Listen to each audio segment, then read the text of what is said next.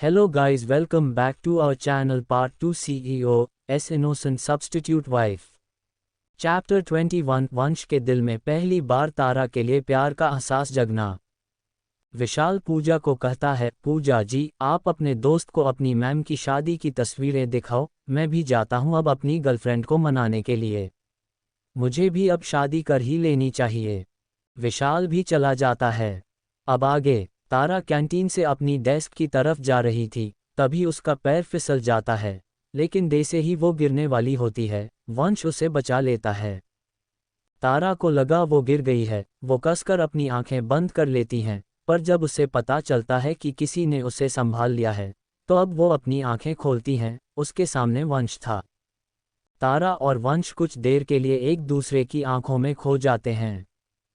Flashback गुलाब। आज वंश और राशि की सगाई होने वाली थी, शादी से 6 दिन पहले। राशि अपने रूम में थी, अपने डैड अभय जी के साथ बात कर रही थी। राशि अपने डैड को समझने की कोशिश कर रही थी, डैड मैं वंश से शादी नहीं करना चाहती हूँ, वो भी मुझसे शादी नहीं करना चाहती है। अभय जी राशि को गुस्से में कहते हैं, फिर से वही बात, 1 महीने से सुन रहा हूँ तेरी बकवास, अगर तुझे वंश से शादी करनी ही नहीं थी तो उस दिन क्यों हाँ बोला तूने, अपने जन्मदिन वाले दिन। राशि अपने डैड को कहती है, उस दिन मैं किसी बात को लेकर नाराज थी किसी से, तब गुस्से में बोल दिया मैंने हाँ वंश से शादी करने के लिए। अभय जी उसे पूछते हैं, कोई और पसंद है क्या तुझे? राशि कुछ भी नहीं कहती है। राशि को इस चुप देखकर अभय जी उसे पूछते हैं, वंश में कोई बुराई है जो तू उससे शादी नहीं करना चाहती? राशि अपने डैड को कहती है, वंश से बेहतर लाइफ पार्टनर तो कोई नहीं होगा, उसमें कोई बुराई नहीं है, सबसे अच्छा है वो। अभय जी उसे थोड़ी ऊंची आवाज में कहते हैं, तो क्या समस्या है तुझे वंश से शादी करने से? राशि अपने डैड को कहती है, क्योंकि हम एक दूसरे से प्यार नहीं करते हैं डैड, हम बस बहुत अच्छे दोस्त हैं, हमने कभी इस बारे में नहीं सोचा, बिना प्यार के कैसे शादी कर सकते हैं हम? अभय जी राशि को समझते हुए कहते हैं, शादी के लिए प्यार जरूरी नहीं होता है, वो तो शादी के बाद भी हो जाएगा। शादी के लिए अच्छा लाइफ पार्टनर जरूरी होता है, जो वंश है। मुझसे ज़्यादा तू उसे अच्छी तरह से जानती है, बचपन से साथ हो तुम दोनों, तुझे चोट लगती है दर्द उसे होता है, खुद से ज़्यादा ध्यान रखता है वो तेरा।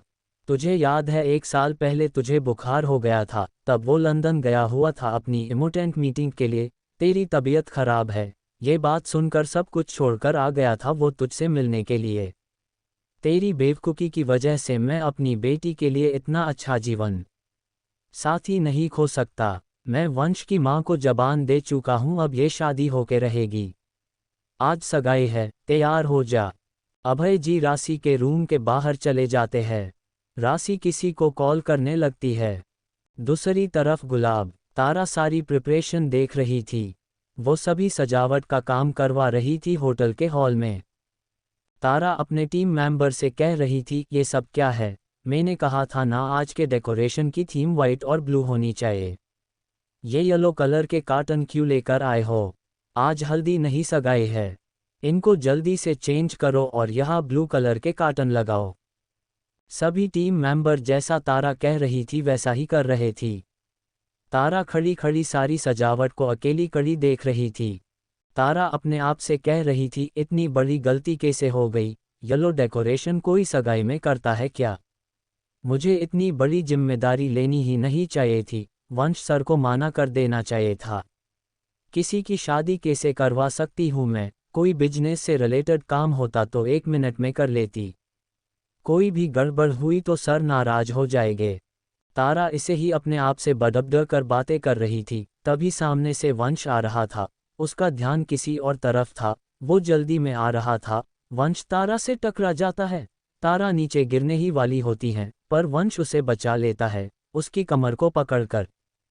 तारा को कुछ भी समझ में नहीं आता क्या हो गया, वो किससे टकरा दिया, उसने अपनी आंखें कसकर बंद कर ली थी नीचे गिरने के डर से। तभी उसे महसूस होता है उसे किसी ने बचा लिया है। वो अपनी आंखें खोलती है, उसकी आंखों के सामने वंश था। वही वंश कुछ देर के लिए तारा के चेहरे को ही देखता रहता है। तारा उसके ऑफिस में पिछले 1 साल से काम कर रही थी, पर आज पहली बार उसने तारा को ऐसे इतनी नज़दीक से देखा था। उसने आज से पहले कभी तारा को नोटिस ही नहीं किया था। हाँ, वो वंश की नज़रों में एक बहुत अच्छी एम्प्लॉय थी, वो उसे हमेशा अप्रिशिएट करता था। पर आज पहली बार उसकी नज़र किसी लड़की पर आके ठहर गई थी। आज पहली बार किसी को देखकर उसके दिल की धड़कन तेज हो गई थी। आज पहली बार उसे तारा के लिए कुछ महसूस हो रहा था, जैसा उसने कभी किसी के लिए महसूस नहीं किया था। उसका मन कर रहा था वो पूरा दिन तारा को ही देखता रहे। उसके लिए तो जैसे उस वक्त पूरी दुनिया में उन दोनों के अलावा कोई और था ही नहीं। वो इस वक्त ये भी भूल गया था कुछ घंटों के बाद उसकी और राशि की सगाई होने वाली है। तभी उसके फ़ोन पर किसी का कॉल आता है तो वो अपने होश में आता है। वंश तारा को खड़ा करता है। वंश अपने आप को नॉर्मल करते तारा को कहता, सॉरी तारा, मेरा ध्यान कहीं और था, तुम ठीक हो ना? तारा वंश को कहती है, थैंक यू सर मुझे बचाने के लिए, मैं तो डर ही गई थी, अच्छा हुआ आपने मुझे बचा लिया, मैं ठीक हूँ। वंश तारा को कहता है, तुम अंश से अपने कमरे की चाबी ले लेना, मॉम के कमरे के पास ही हैं, किसी भी चीज़ की ज़रूरत हो तो अंश को बोल देना। तारा वंश को कहती है, ओके सर। तारा बाकी का काम करवाने लगती है। वंश कुछ देर के लिए तारा को ही देखता रहता है। चैप्टर 22 इतना अच्छा पति नहीं चाहिए मुझे। वंश तारा को देख ही रहा था, तभी उसका फ़ोन फिर से रिंग होता है। वो अपने फ़ोन को देखता है, उसे राशि का कॉल आया हुआ था। वो राशि के कमरे में जाता है। वंश राशि को कहता है, क्या हुआ राशि, सब ठीक है ना? राशि वंश से कहती हैं, मुझे नहीं करनी तुझसे शादी, मैं विशाल के बिना नहीं रह सकती। वंश उसे कहता है, तो किसने कहा था तुझे गुस्से में मॉम के कंगन पहनने के लिए? एक बार मुझसे या विशाल से बात नहीं कर सकती थी क्या तू? अभी भी सगाई नहीं हुई है, मना कर देते हैं सभी को। तू बात कर विशाल से, उसको बोल यहाँ आए और तुझसे शादी कर ले। राशि वंश की कहती है, वो मेरा फ़ोन ही नहीं उठा रहा है। वंश राशि को कहता है, मेरा भी फ़ोन नहीं उठा रहा वो। है कहाँ वो? तेरे बर्थडे के बाद से नहीं देखा मैंने उसे। भैया से भी पूछा, उन्होंने कहा कि किसी ट्रिप पर कहीं चला गया। किस जगह गया है ये तो उनको भी नहीं पता। राशि के आंखों से आंसू आने लगते हैं वंश की बात सुनकर। वो उसे कहती है, उसने मुझे प्यार किया भी था या नहीं? इतने साल से मेरे साथ टाइम पास कर रहा था क्या वो? सब झूठ था क्या वो जो भी था? वंश राशि के आंसू साफ करते हुए कहता है, वो तुझसे बहुत प्यार करता है, तुझसे शादी भी करेगा। राशि वंश को थोड़े गुस्से में कहती है, कब करेगा? मेरी तुझसे शादी होने के बाद, जब मैं तेरी बीवी बन जाऊंगी तब, जब मैं मिसेज राशि वंश सूर्यवंशी बन जाऊंगी तब। वंश अपने कान बंद करते हुए कहता है, ऐस बड़ी की बात मत कर, इतना खराब लगता है। एक काम करते हैं, मैं मना कर देता हूँ शादी के लिए। राशि उसे कहती है, आंटी ने तुझे कसम दी है ना अपनी, कैसे मना करेगा तू? वंश उसे कहता है, तो तू मना कर दे शादी के लिए। राशि उसे कहती है, मैंने मना कर दिया, फिर विशाल ने मुझसे शादी नहीं की तो मेरे हाथ से तो तू भी निकल जाएगा। फिर मैं मिसेज सूर्यवंशी कैसे बनूंगी? वंश उसे घूर कर देखकर कहता है, तेरा बैकअप प्लान हूं मैं। राशि अपना सर पकड़कर बेड पर बैठ जाती है। वो वंश की गुस्से में बताई है, उस दिन जोश जोश में हाथों कर दी मैंने शादी के लिए, पर तब से अब तक पिछले 1 महीने से मॉम और डैड को इतना मना कर चुकी हूं मैं, पर वो दोनों मेरी बात सुनना ही नहीं चाहते हैं। तेरे गुणगान शुरू कर देते हैं। डैड को तू कुछ ज़्यादा ही पसंद आ गया है। क्या करूं मैं? तुझे क्या ज़रूरत है डैड के सामने इतना अच्छा बनने की? वंश उसे कहता है, मैं अच्छा हूँ। राशि वंश का हाथ पकड़कर कहती है, एक काम कर तू भाग जा किसी के साथ, किसी और से शादी कर ले। तू भी बच जाएगा, मैं भी बच जाऊंगी। इतना अच्छा पति नहीं चाहिए मुझे।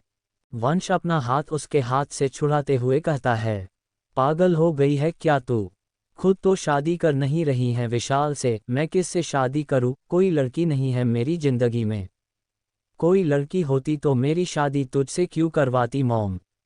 फ्लैशबैक एंड चैप्टर 23 आपका निशाना तो बहुत अच्छा है मिसेज सूर्यवंशी। वंश को एहसास होता है कि सारे कर्मचारी उन दोनों को देख रहे हैं। वंश उनकी तरफ एक नज़र देखता है तो सभी अपनी नज़रें दोनों से हटाकर अपना काम करने लगते हैं। वंश तारा जो खड़ा करता है। वंश तारा से पूछता है, मिसेज सूर्यवंशी आप ठीक हो ना? तारा वंश से कहती है, ठीक हूँ मैं, थैंक यू सर बचाने के लिए। तारा अपनी डेस्क पर बैठ जाती है। वंश उससे पूछना चाहता था वो कैंटीन से ऐसे उठकर क्यों आ गई, लेकिन वो उसे नहीं पूछता और अपने केबिन में आ जाता है। शाम को गुलाब, वंश और तारा घर आ जाते हैं। जाते ही तारा अपने कमरे में चली जाती है और फ्रेश होके अपने कपड़े चेंज करके पजामा शर्ट पहन लेती हैं। वंश थोड़ी देर यशोदा जी के पास चला जाता है उनके रूम में। वो उनसे बेड पर बैठकर बात करने लगता है। यशोदा जी वंश का चेहरा देखकर उनसे पूछती है, खुश हो तुम दोनों? वंश उनकी गोद में सर रख उनसे कहता है, पता नहीं मॉम क्या गलती हो गई मुझसे। मुझे नहीं पता था मेरी जल्दबाजी से उन्हें इतनी तकलीफ होगी। यशोदा जी वंश के बाल सहलाते हुए कहती है, टाइम दे तारा को, सब सही हो जाएगा। वंश अपनी आंखें बंद कर लेता है और बस हम्म में जवाब देता है। थोड़ी देर बाद वंश भी अपने रूम में चला जाता है। वो देखता है तारा लैपटॉप पर काम कर रही हैं बेड पर बैठकर। वंश उसको डिस्टर्ब नहीं करता और अपने कपड़े लेकर वॉशरूम में जाता है। वो क्विक शॉवर लेकर आता है और तौलिया से अपना सर पूछते हुए वॉशरूम से बाहर आता है। वंश तौलिया को बेड पर डाक कर अपने बाल बनाने लगता है। तारा वंश के ऊपर तौलिया फेंक देती हैं और उसको बिना देखे ही थोड़ी ऊंची आवाज में बोलती हैं, तन्वी मैंने तुझे 1000 बार कहा है, मेरे बेड पर अपना गिला तौलिया नहीं रखकर, ये कोई जगह है तौलिया रखने की? नानाजी से तेरी शिकायत कर दूंगी मैं। अगली बार तूने ऐसा कुछ किया ना तो तौलिए के साथ तुझे भी फेंक दूंगी मैं। वंश उनकी बातों को सुनकर कहता है, सॉरी तारा, अगली बार ऐसी गलती नहीं करूंगा। तारा वंश की तरफ देखती हैं, जिससे सर पर तौलिया था। वो जल्दी से घबरा कर उसके पास जाती है और उसके सर से तौलिया हटाती है। तारा वंश को घबरा कर कहती है, सॉरी सर। वंश तारा को कहता है, आपका निशाना तो बहुत अच्छा है मिसेज सूर्यवंशी, बस मैं तन्वी नहीं हूँ। तारा वंश को कहती है, सॉरी सर मैं भूल गई थी हमारी। तारा बोलते बोलते रुक जाती है। वंश तारा के गालों को पिंच करते हुए बोलते हैं, कोई बात नहीं, आपको सॉरी बोलने की जरूरत नहीं है, मेरी गलती थी, अगली बार टॉवल को उसकी जगह पर ही रखूंगा, टॉवल दीजिए। तारा अपने गाल को सहलाते हुई बोलती हैं, मैं कर लूंगी सर। तारा तौलिया को लॉन्ड्री बास्केट में डाल देती हैं। उसके बाद वो बेड पर बैठकर फिर से लैपटॉप पर काम करने लगती हैं। वंश भी उसके पास ही बैठ जाता है और उसको काम करते हुए देखने लगता है। जब बहुत देर तक तारा काम ही करती रहती है तो वंश उससे पूछता है, मिसेज सूर्यवंशी इतना काम करवाते हैं, क्या आप बॉस हैं आपसे कि घर पर भी आप काम ही रहे हैं? तारा लैपटॉप पर काम करते हुए वंश को कहती है, कल की छुट्टी की वजह से ये काम पेंडिंग था सर, उसको ही पूरा कर रही थी। सॉरी सर, आप डिस्टर्ब हो रहे हैं तो मैं स्टडी रूम में चली जाती हूँ। वंश उसे कहता है, नहीं मैं डिस्टर्ब नहीं हो रहा हूँ, आप कर लो अपना काम, मैं कोई मदद करवाओ आपकी? तारा मुस्कुरा कर लैपटॉप पर काम करते हुए वंश को कहती है, सर मैं आपकी पीए हूँ, मैं आपकी मदद करने के लिए हूँ, आप मेरी क्या मदद करवाओगे? वंश उसे कहता है, घर पर तो रोल स्विच कर सकते हैं, घर पर आप बॉस बन जाओ, मैं आपका पीए बन जाता हूँ। तारा वंश की तरफ देखकर कहती है, थैंक यू सर, लेकिन थोड़ा ही काम है, कर लूंगी मैं, आप आराम कर लो। तारा फिर से अपना काम करने लगती है। कुछ देर बाद तारा का काम खत्म हो जाता है तो वो अपने लैपटॉप को साइड टेबल पर रख देती है। वंश तारा से पूछता है, हो गया आपका काम खत्म? तारा वंश को कहती है, हो गया सर। वंश उससे पूछता है, अब मैं आपसे बात कर सकता हूँ? तारा वंश को कहती है, आपको पूछने की जरूरत नहीं है सर। वंश तारा को कहता है, नहीं मुझे लगा क्या पता ज्ञान सही कह रहा हो, इंसान का सच में शादी के बाद बात करने का मन नहीं करता हो। वंश की बात सुनकर तारा के चेहरे पर स्माइल आ जाती है। वो वंश से कहती है, ऐस बड़ी ये बात नहीं है सर। वंश उससे पूछता है, फिर क्या बात है, आपको मेरी बातें बोर करती है? तारा उसको मासूमियत में जवाब देती है, वो सर, नानाजी ने सिखाया था बचपन में, ससुराल में ज़्यादा बात नहीं करनी चाहिए बहू को। वंश उससे पूछता है, ससुराल वालों को बहू से बात करनी हो तो? तारा कुछ भी नहीं बोलती। वंश तारा से पूछता है, अच्छा एक बात बताइए, आप कैंटीन से क्यों उठकर चली गई थी, किसी बात से हट हुई थी आप? तारा वंश से कहती है, मैंने खाना खा लिया था तब चली गई थी मैं। वंश तारा से पूछती है, और कोई बात नहीं है ना? तारा उसे कहती है, नहीं यही बात ही बस। तारा फिर चुप हो जाती है। थोड़ी देर बाद तारा धीरे से वंश से पूछती है, सर आप मेरे पीछे क्यों आए थे? वंश उसे जवाब देता है, मैंने भी खाना खा लिया था, मैं तो अपने केबिन में जा रहा था। तारा वंश से पूछती है, और कोई बात नहीं है ना? वंश उसे कहता है, नहीं, यही बात थी बस। कुछ देर दोनों कुछ भी नहीं कहते हैं, दोनों के बीच खामोशी रहती है। थोड़ी देर बाद वंश तारा से कहता है, एक और सवाल था आपके लिए, अगर आपको मेरे साथ काम करते हुए 3 साल हो गए तो क्या आप अंश के सुबह वाले प्रपोजल को एक्सेप्ट कर लेते? तारा वंश को मुस्कुराकर जवाब देती है, सर मैं अपनी इस नौकरी से खुश हूँ। अच्छे हैं मेरे बॉस, नहीं करवाते ज़्यादा काम मुझसे।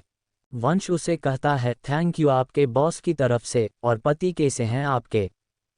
चैप्टर 24, आप राशि मैम से प्यार करते हो अभी भी? तारा वंश को कहती है, उनको अभी नहीं जानती मैं। वंश तारा के हाथ को अपने हाथ में लेकर उसको पूछता है, कोशिश की क्या कभी आपने उसको जाने की? वंश के ऐसे हाथ पकड़ने से तारा उसकी तरफ देखती है। तारा वंश से कहती है, मैंने कोशिश की थी पर आपने कहा था इस बात। तारा बोलते बोलते चुप हो जाती है। वंश तारा को कहता है, तब मैं टेंशन में था, आज मैं आपके सारे सवालों के जवाब देने के लिए तैयार हूँ। आपका पूरा हक है सब कुछ जानने का, आप पूछ सकती हो जो कुछ भी आप जानना चाहती हो। तारा वंश को दीवार की आंख से तरफ इशारा करते हुए पूछती है, ये तस्वीरें कब की हैं, जो सामने लगी हुई हैं, आप तीनों दोस्तों की? वंश मुस्कुरा कर जवाब देता है, राशि को कुछ ज़्यादा ही अच्छा लगता है घूमना, हर 6 महीने में मेरे और विशाल के साथ ट्रिप प्लान कर लेती थी। उन्हीं सारी ट्रिप्स की तस्वीरें हैं। तारा अपना हाथ पीछे कर लेती है। वो वंश को डरते हुए पूछती है, आप राशि मैम से प्यार करते हो अभी भी?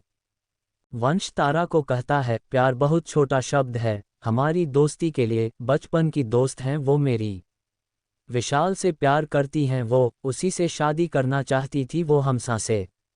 विशाल भी करता है उससे प्यार। तारा वंश से हैरानी से पूछती है, तो आप शादी क्यों कर रहे थे उनके साथ? वंश उसको सारी बातें बताता है जो कुछ भी राशि के जन्मदिन वाले दिन हुआ था।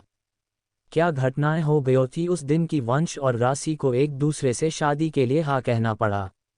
लास्ट में वंश तारा को कहता है, ये वजह थी मेरी राशि से शादी करने की। तारा वंश से पूछती है, हमारी शादी वाले दिन जब मैं राशि मैम के रूम में आई थी, तब आप उससे क्या बात कर रहे थे? वंश तारा को बताता है, राशि बहुत ज़्यादा परेशान थी, उसको शादी नहीं करनी थी, उसने मुझे अपने कमरे में बुलाया था, फिर ये सब हुआ था, तभी आप गई थी। तारा वंश से पूछती है, आपने मुझसे शादी क्यों की थी? वंश तारा को कहता है, आपने कहा था ना आपके नानाजी आपका रिश्ता करवाने वाले हैं। तारा को लगभग अपने सारे सवालों के जवाब मिल गए थे। वो वंश को कहती है, डिनर रेडी हो गया होगा, नीचे चले, हम मोम और भाई हमारा इंतज़ार कर रहे होंगे। वंश उसे कहता है, ठीक है चलते हैं। वो दोनों नीचे डिनर के लिए चले जाते हैं। फ्लैशबैक गुलाब। तारा और वंश की शादी होने के 2:30 बजे घंटे पहले वंश और राशि के कमरे में थे। राशि रो रही थी, वो बहुत ज़्यादा पैनिक कर रही थी। राशि वंश को कहती है, वंश कुछ कर, मैं विशाल के अलावा किसी से शादी कैसे कर सकती हूँ? तुझसे तो कैसे कर सकती हूँ, तू दोस्त है मेरा। वंश राशि को कहता है, मैं क्या कर सकता हूँ राशि? तलाक ले लेंगे शादी के बाद, फिर विशाल से शादी कर लेना। वैसे भी हमारे घर वालों के अलावा किसी को नहीं पता हम शादी कर रहे हैं। शादी करने से इन घर वालों की जिद भी पूरी हो जाएगी, फिर हम दोनों अलग हो जाएंगे। राशि वंश को कहती है, ये तू क्या बोल रहा है, इतनी सेल्फिश भी नहीं हूं मैं। खुद के लिए तेरे साथ इतना गलत नहीं कर सकती मैं। तेरा कितना नाम है, कितनी प्रतिष्ठा है तेरी। तुझसे तलाक लूंगी तो तेरे खानदान का नाम खराब होगा और हमारे मॉम डैड हमें कभी तलाक नहीं देंगे। मैं तुझसे बहुत प्यार करती हूँ, पर मैं कभी तुझे लाइफ पार्टनर वाला प्यार नहीं कर पाऊंगी। बचपन से मैंने विशाल से ही प्यार किया है। तू अच्छा जीवन साथी डिजर्व करता है, जो तुझसे प्यार करे, जो तेरा साथ कभी ना छोड़े। मेरी ही गलती है, मुझे उस दिन सब कुछ मिक्स अप नहीं करना चाहिए था। मैं कुछ करूंगी, तुझे मेरे साथ नहीं फंसने दूंगी। मैं कुछ कर लूंगी खुद से। बहुत लेट कर दी मैंने, अभी करना पड़ेगा कुछ, इससे पहले कि देर हो जाए। वंश राशि की बातें सुनकर उसको हक करता है। वो उसको डांटते हुए कहता है, क्या करने वाली है तू, कोई उल्टी सीधी हरकत करने की जरूरत नहीं है। मेरे लिए तू इम्पोर्टेंट है सबसे ज्यादा। मेरे खानदान का नाम नहीं है। दो ही दोस्त हैं मेरे और मुझे दोनों जिंदा चाहिए। एक तो पता नहीं कहाँ देवदास बनकर घूम रहा होगा। मरने के बारे में सोचना भी नहीं। तूने खुद को कुछ किया तो मैं विशाल को मार दूंगा, फिर खुद को भी मार दूंगा। फिर तू जीना हम दोनों के बिना लाइफ टाइम के लिए। राशि रोते हुए कहती है, तो क्या करूं मैं, सब कुछ गड़बड़ हो गया है। वंश उसके सर को सहलाते हुए कहता है, मैं हूं ना तेरे साथ, सब सही हो जाएगा, तू बस अपना ध्यान रख। मैं मॉम को मना कर देता हूँ शादी के लिए, सुन लूंगा उनकी बात, आखिरी बार उनको समझने की कोशिश करता हूँ, क्या पता वो अपना फैसला बदल ले। सारी जिम्मेदारी मैं अपने ऊपर ले लूंगा। तभी उनके दरवाजे कोई खोलता है, तारा उनके कमरे में आती है। उन दिनों को इसे देखते ही तारा अपना मुंह दूसरी तरफ कर लेता है। वो वंश को कहती है, सॉरी सर, मैं बिना नोक के आ गई, मुझे नहीं पता आप यहाँ हो। सॉरी, मैं बाद में आती हूँ। चैप्टर 25 तू मुझसे प्यार करता है क्या। तारा के इसे अचानक आ जाने से राशि और वंश जल्दी से एक दूसरे से अलग होते हैं। राशि एक्सक्यूज मी बोलकर वॉशरूम के चली जाती है। तारा फिर से सॉरी बोलकर बाहर जाने लगती है। वंश उसको रोकते हुए कहता है, तारा, जाने की जरूरत नहीं है, क्या काम था। तारा वंश को अपने हाथ में पकड़े बॉक्स की तरफ देखते हुए कहती है, बड़ी मैम ने राशि मैम के लिए ये चूड़ा भेजा है, उन्होंने कहा है इनको शादी में पहनना जरूरी है। वंश तारा को कहता है, रख दो इनको यहीं पर। तारा उस चूड़े को वहां रख देती है। राशि अपना मुंह धोकर वॉशरूम से आती है। तारा वंश को कहती है, सर बड़ी मैम ने कहा है ज्यादा टाइम नहीं है, 2 घंटे ही बाकी हैं बस। आप दोनों जल्दी से तैयार हो जाओ, पंडित भी आ गए हैं। मैं जाती हूँ, बाकी तैयारी देखती हूँ। वंश उसे कहता है, ठीक है। तारा रूम को बंद करके चली जाती है। राशि वंश को कहती है, तू जा, अपनी जान नहीं दूंगी मैं। प्यार में पागल हूँ, इतनी भी पागल नहीं हूँ। वंश राशि को कहता है, एक बात याद रखना, मैं तेरे साथ हूँ तेरे हर फैसले में, चाहे वो कोई भी फैसला हो, बस ये मरने वाले को छोड़कर। राशि वंश को कहती है, इतना अच्छा क्यों है तू। वंश उसे कहता है, ऐसा ही हूँ मैं। राशि उससे पूछती है, गलती तो नहीं कर रही हूँ ना मैं, तुझसे शादी ना करके। वंश उसे कहता है, वो तो कर रही है। राशि उससे पूछती है, तू मुझसे प्यार करता है क्या। वंश उसे कहता है, करता हूँ ना, तभी तो तुझे शादी कर रहा हूँ। राशि उसे कहती है, अच्छा हुआ तूने आज बोल दिया, मैं भी आज तुझे बोल ही देती हूँ, मैं भी करती हूँ तुझसे प्यार, आई लव यू। वंश उसे कहता है, आई लव यू टू। वंश उसको हग करता है और उसके सर पर हाथ फेरते हुए वो बोलता है, ठीक है ना तू। राशि हाँ में सर हिलाते हुए कहती है, हाँ ठीक हूँ मैं। वंश उसे कहता है, शादी के बाद मैं तुझ तलाक भी दे सकता हूँ, मुझे कोई समस्या नहीं है। इतनी भी कोई पसंद नहीं है तू मुझे। वो तो विशाल के वजह से तुझे सह लेता था मैं, क्योंकि वो तुझे पसंद करता था हमेशा से।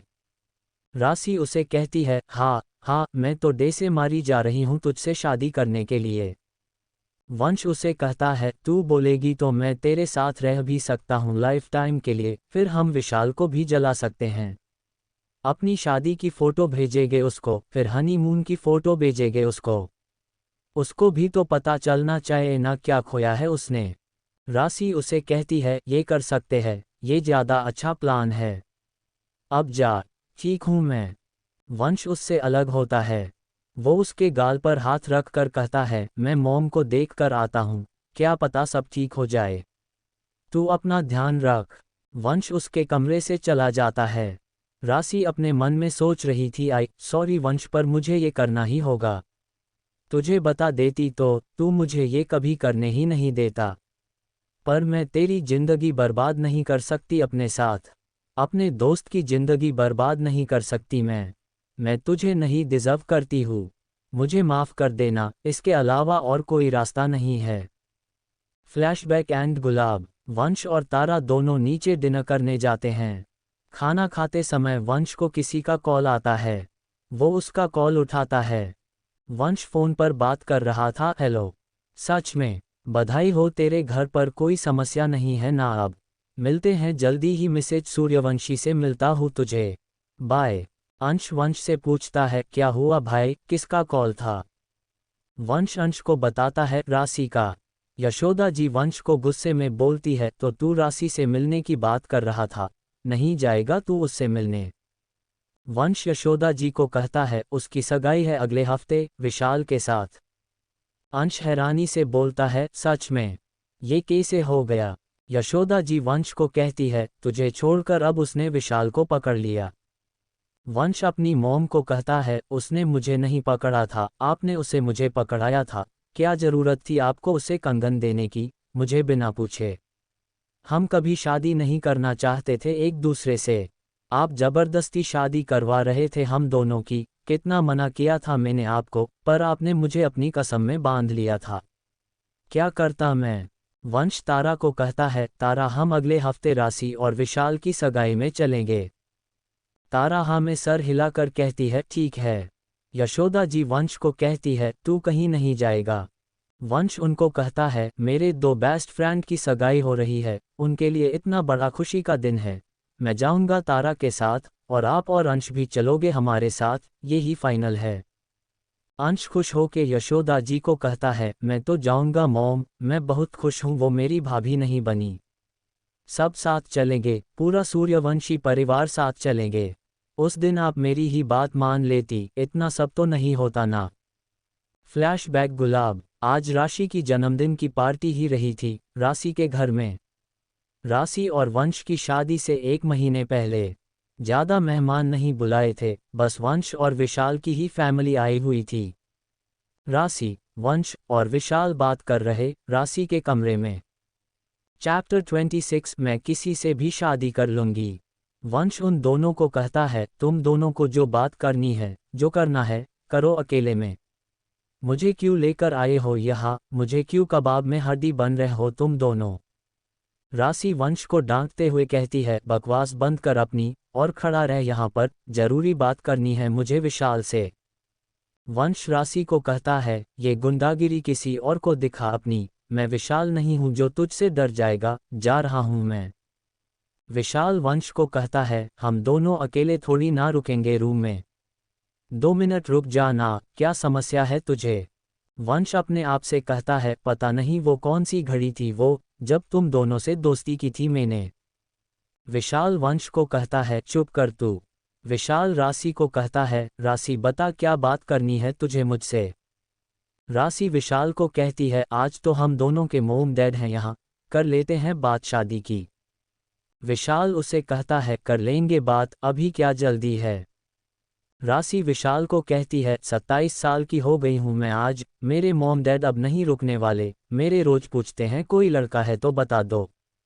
क्या बोलूँ मैं उनको? मेरा बेस्ट फ्रेंड मुझसे प्यार करता है पर शादी नहीं करना चाहता। विशाल राशि से कहता है, शादी तो करनी है, पर अभी नहीं करनी है। राशि वंश को कहती है, वंश बोल ना इसे, अपने मॉम डैड को हमारे बारे में बता दे।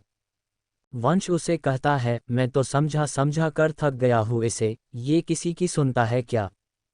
राशि विशाल को कहती है, मैं बोल रही हूँ विशाल, आज तूने अपने मॉम डैड को हमारे बारे में नहीं बताया तो मैं किसी से भी शादी कर लूँगी। विशाल राशि के गाल पर हाथ रख कर उसको समझते हुए कहता है, पहले मेरे बड़े भाई की शादी होगी फिर मेरी शादी होगी। राशि उसका हाथ हटाते हुए कहती है, भैया शादी नहीं करेगा तो क्या, तू भी मुझसे शादी नहीं करेगा क्या कभी? विशाल उसे कहता है, मुझे अभी अपनी कंपनी पर ध्यान देना है। वंश विशाल को कहता है, और क्या ध्यान देना है तुझे तेरी कंपनी पर, इंडिया में टॉप 5 में तो है तेरी कंपनी। विशाल उसे कहता है, आज मेरी कंपनी जिस पोजीशन पर है वो मेरे डैड और भैया की वजह से हैं, मैं भी अपने आप को साबित करना चाहता हूँ। राशि विशाल से पूछती है, मैं क्या तुझे शादी के बाद काम नहीं करने दूंगी जो तू ऐसी बात कर रहा है, तेरे लिए मैं इम्पोर्टेंट हूँ या तेरी कंपनी की पोजीशन। विशाल उसे कहता है, तुम दोनों इम्पोर्टेंट हो मेरे लिए। राशि उसे कहती है, मेरी दीदी की शादी 24 की उम्र तक हो गई थी, मॉम डैड अभी तक मेरे लिए रुके हुए हैं। विशाल उसे कहता है, 1-2 साल और नहीं रुक सकते क्या तेरे लिए, भैया से पहले कैसे शादी कर लूँ मैं। राशि उसे थोड़ी जोर से बोलती है, तेरे लिए मैं अपने मॉम डैड को नाराज कर सकती हूँ और तू हमारे रिश्ते को नाम भी नहीं दे सकता। विशाल उसे कहता है, राशि तू शांत रह, बाहर हम तीनों के मॉम डैड हैं, कोई सुन लेगा। वंश इसको समझ तू। वंश विशाल से कहता है, मैं क्या समझूं सही तो बोल रही हैं ये। इसके बारे में तो सोच, कब तक ये माना करेगी अंकल आंटी को। राशि विशाल को कहती है, विशाल तू आज ही हमारी शादी की बात करेगी अपने मॉम डैड से। विशाल उसे कहता है, थोड़ा इंतज़ार कर ले बस। राशि विशाल से कहती है, और कितना इंतज़ार करूँ तेरा, मुझसे नहीं हो रहा और इंतज़ार। विशाल उसे कहता है, तुझे मेरा इंतज़ार करना है तो कर, नहीं तो। राशि उसकी बात पूरी होने से पहले कहती है, ठीक है भूल जाऊंगी तुझे, ये चाहता हूं ना तू। ब्रेकअप कर लेते हैं, ठीक है। शादी नहीं तो प्यार भी नहीं, प्यार भी अपने पति से ही करूंगी मैं। फिर देखना तू मुझे किसी और के साथ, देख पाएगा तू मुझे किसी और के साथ। अभी डैड के पास जाऊंगी और कह दूंगी उनको, करा दो मेरी शादी किसी से भी। Chapter 27 best birthday gift ever. तभी उनके दरवाजे पर कोई नोक करता है, राशि दरवाजे को खोलती है। राशि की मॉम उसे केक काटने के लिए बुला रही थी। वो तीनों बाहर जाते हैं और केक कटिंग होती है। राशि के डैड उसे अकेले में बोलते हैं, आज ऐसा रिश्ता लेकर आया तू तेरे लिए जिसको तू मना कर ही नहीं सकता। राशि अपने डैड को कहती है, डैड मैंने आपको कहा है ना मुझे अभी शादी नहीं करनी है, अभी मुझे अपने करियर पर फोकस करना है। मेरे दोनों बेस्ट फ्रेंड मुझसे इतने आगे निकल गए, थोड़ी तो उनके आसपास पहुंच जाऊं मैं। आज तो मेरा जन्मदिन है, आज तो आप मेरी बात सुन सकते हो ना। अभय जी उसे कहते हैं, ठीक है नहीं कराऊंगा तेरी शादी तेरे बेस्ट फ्रेंड से, सामने से रिश्ता आया है, तुझे नहीं करना तो रहने दे, मना कर दूंगा मैं उनको। मैंने तो सोचा था तुम दोनों बचपन से जानते हो एक दूसरे को, अपने बेस्ट फ्रेंड के साथ ही तू आगे बढ़ती रहेगी, उसके साथ कदम से कदम मिलाकर चल लेंगी। राशि अभय जी की बात सुनकर बहुत ज़्यादा खुश हो जाती है और एक्साइटमेंट में उनको हग कर लेती है। राशि के डैड उसके सर पर प्यार से हाथ फेरते हुए उसे पूछते हैं, तो इसे हाँ ही समझूं ना मैं, तेरी तरफ से हाँ है ना। राशि उनको कहती है, आपको कितने दिन माना कर सकती थी मैं। अभय जी उससे पूछते हैं, उसकी मॉम को हाँ कह दूं ना मैं तेरी तरफ से, या तू खुद अपनी सास को हाँ बोलेगी। राशि उनको कहती है, आप ही कह दो। राशि अपने मन में सोचती है, मुझे पता था तू अपने मॉम डैड को हमारे लिए आज बता ही देगा। Thank you Vishal, best birthday gift ever. राशि और अभय जी सबके बीच में जाते हैं। यशोदा जी उनके पास आती है। यशोदा जी अभय जी से पूछती है, क्या कहा राशि ने। अभय जी उनको कहते हैं, हाँ है इसकी तरफ से। यशोदा जी ये बात सुनकर बहुत ज़्यादा खुश हो जाती है, वो राशि के माथे पर किस करती है। यशोदा जी वंश को अपने पास बुलाती है। वंश विशाल से बात कर रहा था, वो उनके पास आता है। वंश यशोदा जी को कहता है, जी मॉम। यशोदा जी एक बॉक्स से कंगन निकलती हैं। वंश कंगन को देखकर यशोदा जी को कहता है, मॉम आप राशि को गिफ्ट में कंगन क्यों दे रहे हो, इसको तो पसंद भी नहीं है कंगन पहनना। मुझे बोल देते, मैं इसके लिए कोई घड़ी मंगा लेता। यशोदा जी हंसते हुए कहती है, मुझे पता है तुझे अपनी दोस्त की हर पसंद नापसंद के बारे में पता है, पर अपनी बड़ी बहू के लिए कंगन ही लेकर आती हूँ मैं। वंश और राशि हैरानी से एक साथ बोलते हैं, कौन बड़ी बहू। यशोदा जी वंश को कहती है, तेरा रिश्ता मैंने राशि से तय कर दिया है, इसकी तरफ से हाँ है। वंश राशि को सवालिया नजरों से देखकर कहता है, इसकी तरफ से हाँ है। यशोदा जी हाँ कहती है। उनकी बातें सुनकर अंश कहता है, मुझे तो पहले से ही पता था, इन दोनों का चक्कर चल रहा है। मैंने आपको कहा था ना मॉम, ये राशि मेरे भाई को फंसाना चाहती है हमेशा से। राशि गुस्से से अंश को कहती है, अंश अपनी बकवास बंद कर तू। अंश यशोदा जी को कहता है, मॉम आपको ये राशि ही मिली है मेरी भाभी बनने के लिए, मुझे नहीं चाहिए ये मेरे भाई के लिए। राशि अंश को गुस्से में कहती है, तुझे किसने बुलाया है मेरी बर्थडे पार्टी में? अंश उसे कहता है, मुझे निमंत्रण की जरूरत नहीं है कहीं भी जाने के लिए। अंश सूर्यवंशी नाम है मेरा।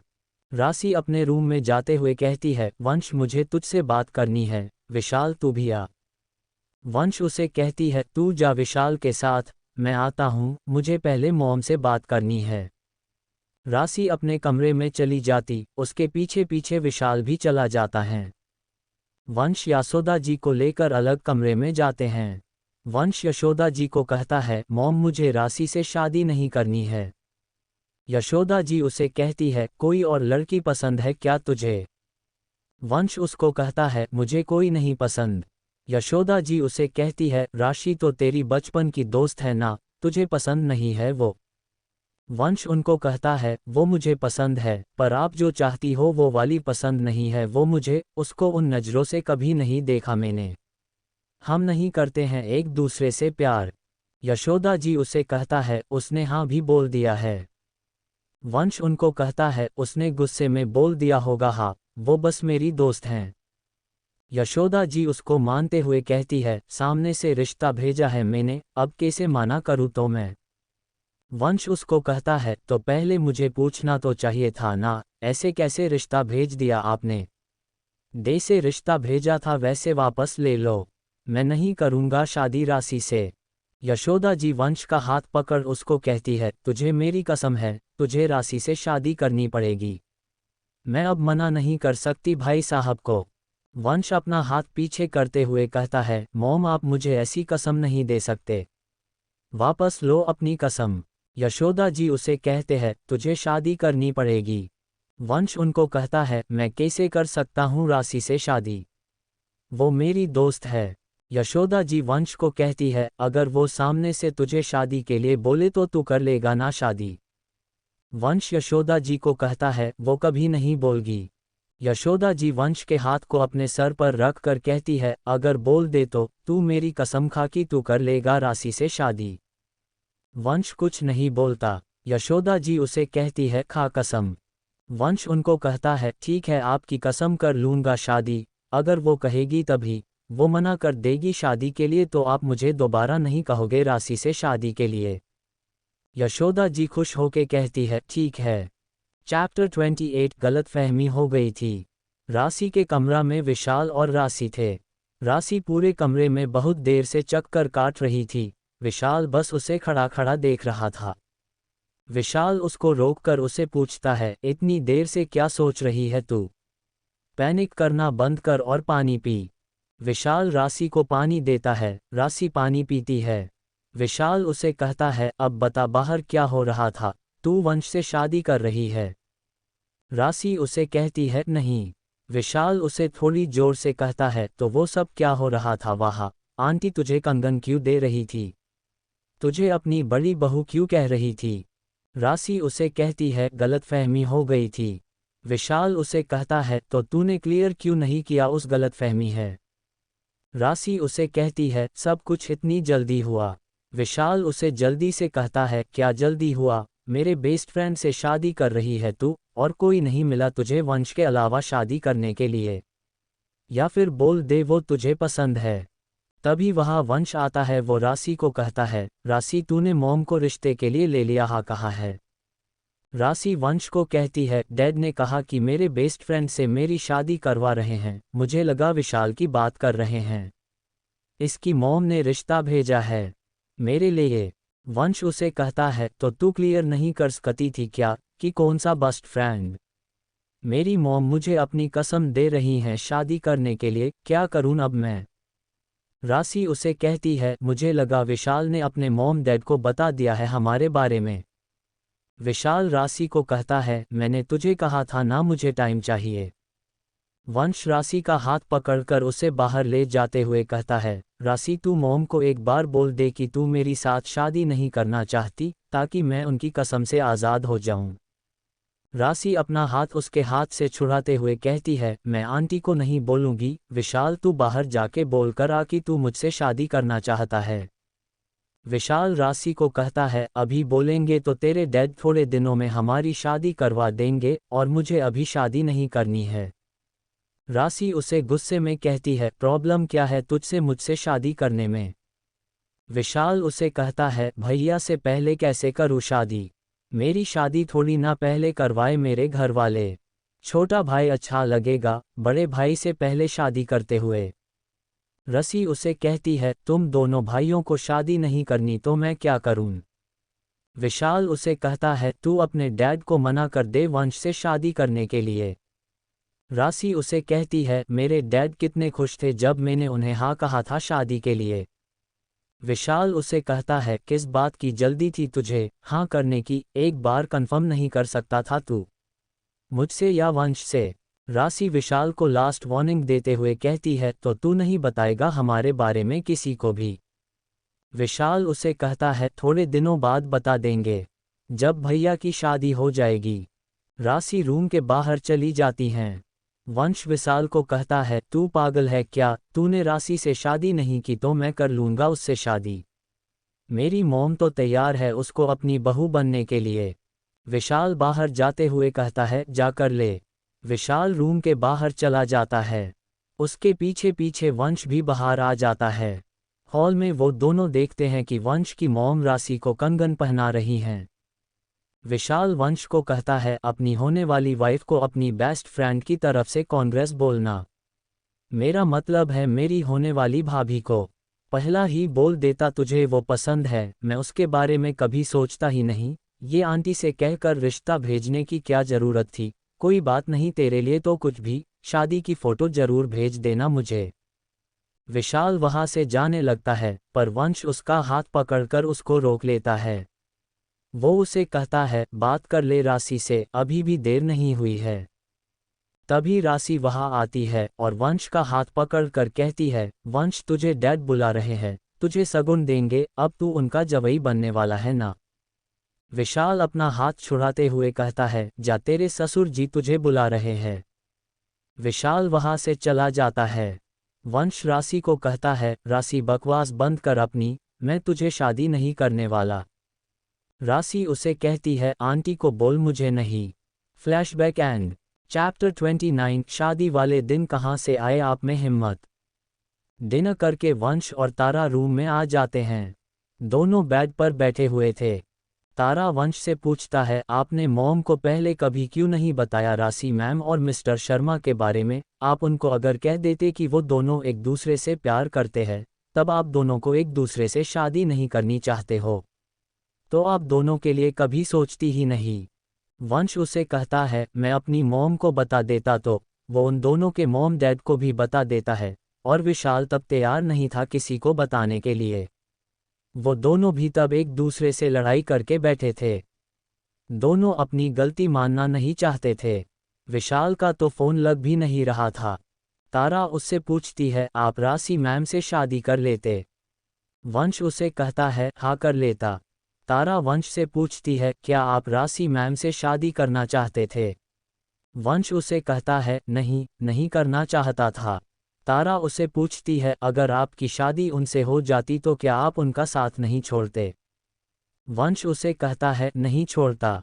तारा वंश से पूछती है, आपको पता था क्या राशि मैम शादी से भागने वाली हैं?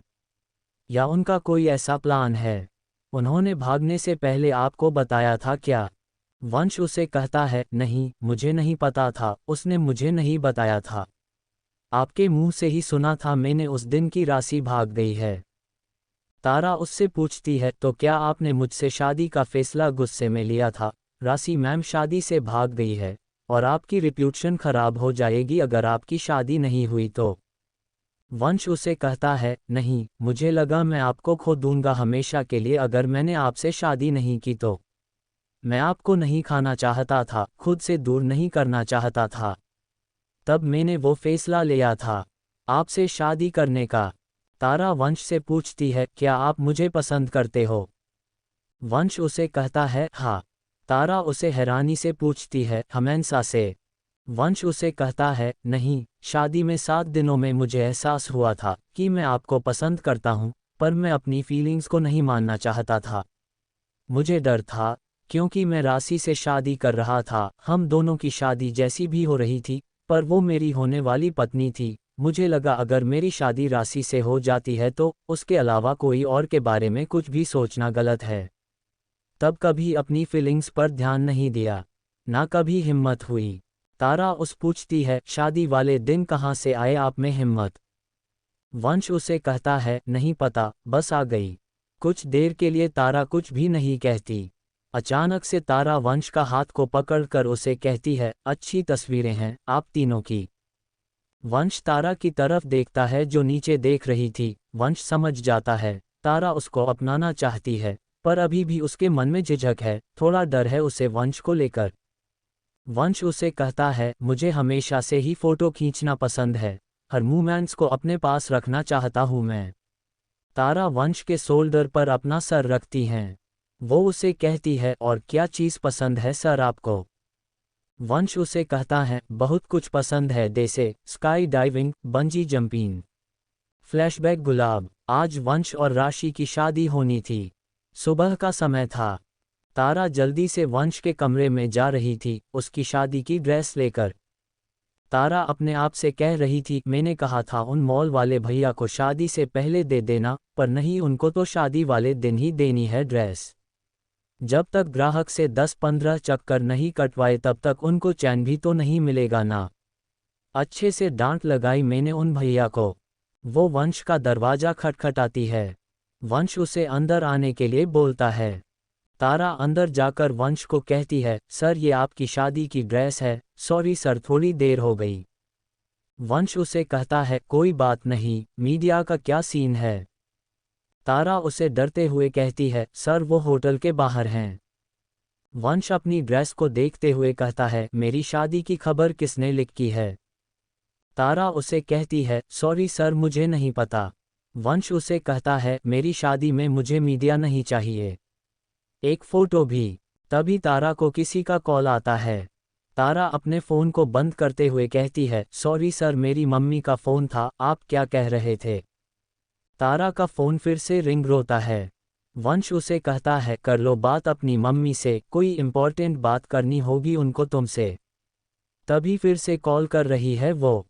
तारा अपनी मम्मी का फ़ोन रिसीव करती है। वो अपनी मम्मी को कहता है, हेलो मम्मी, मैं कल आ जाऊंगी। आज कैसे आ सकती हूँ, आज ज़रूरी मीटिंग है। तारा अपनी मम्मी को हैरानी से कहती है, मैं वहाँ नहीं हूँ और नानाजी ने मेरे लिए रिश्ता तय कर दिया, ऐसा कैसे हो सकता है? वो पहले मुझे तो लड़के से मिलना चाहिए ना, मैं कैसे शादी कर सकती हूँ? अभी तो तनु और तन्वी भी छोटे हैं। मैं शादी नहीं करूँगी, आप ही नानाजी को मना करो। आपको पता है मैं उसको मना नहीं कर सकती, वो पहले ही मुझे नाराज करती हैं। मम्मी प्लीज़ आप ही उनको मना कर सकती हो नानाजी को। तारा की मम्मी से उसके नानाजी फ़ोन ले लेते हैं। वो तारा को हेलो कहते हैं। तारा अपनी आवाज़ को थोड़े धीरे करके उनको कहती है, नमस्ते नानाजी। नानाजी मैं कल पक्का आ जाऊंगी, आज नहीं आ सकती मैं। ठीक है, जैसी आपकी मर्जी, कर लूँगी मैं शादी आपके बताए रिश्ते से।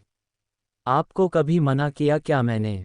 तारा हैरानी से थोड़ी जोर से कहती है, कल सगाई, पर नानाजी इतनी जल्दी कैसे? कोष्टक। तारा अपना मन मारकर दुखी होके कहती है, ठीक है कर लूँगी सगाई कल ही, बाय। तारा फ़ोन काटकर को वंश को कहती है, सर आप कुछ कह रहे थे? वंश उसे कहता है, कुछ भी नहीं कह रहा था। तारा उसे कहती है, राशि मैम की ड्रेस उनके कमरे में पहुंचा दी है मैंने पहले ही। वंश उसे कहता है, ठीक है। तारा बाहर जाने लगती है। वंश उसे रोकता है। वंश उसे कहता है, तुम्हारे घरवाले तुम्हारी शादी जबरदस्त करवा रहे हैं क्या? मुझे पता है ये तुम्हारा निजी मामला है, कोई मदद चाहता है तो मैं तुम्हारे घर वालों से बात कर सकता हूँ, उनका समझा दूंगा। अभी तुम्हें तुम्हारे करियर पर फोकस करने दे।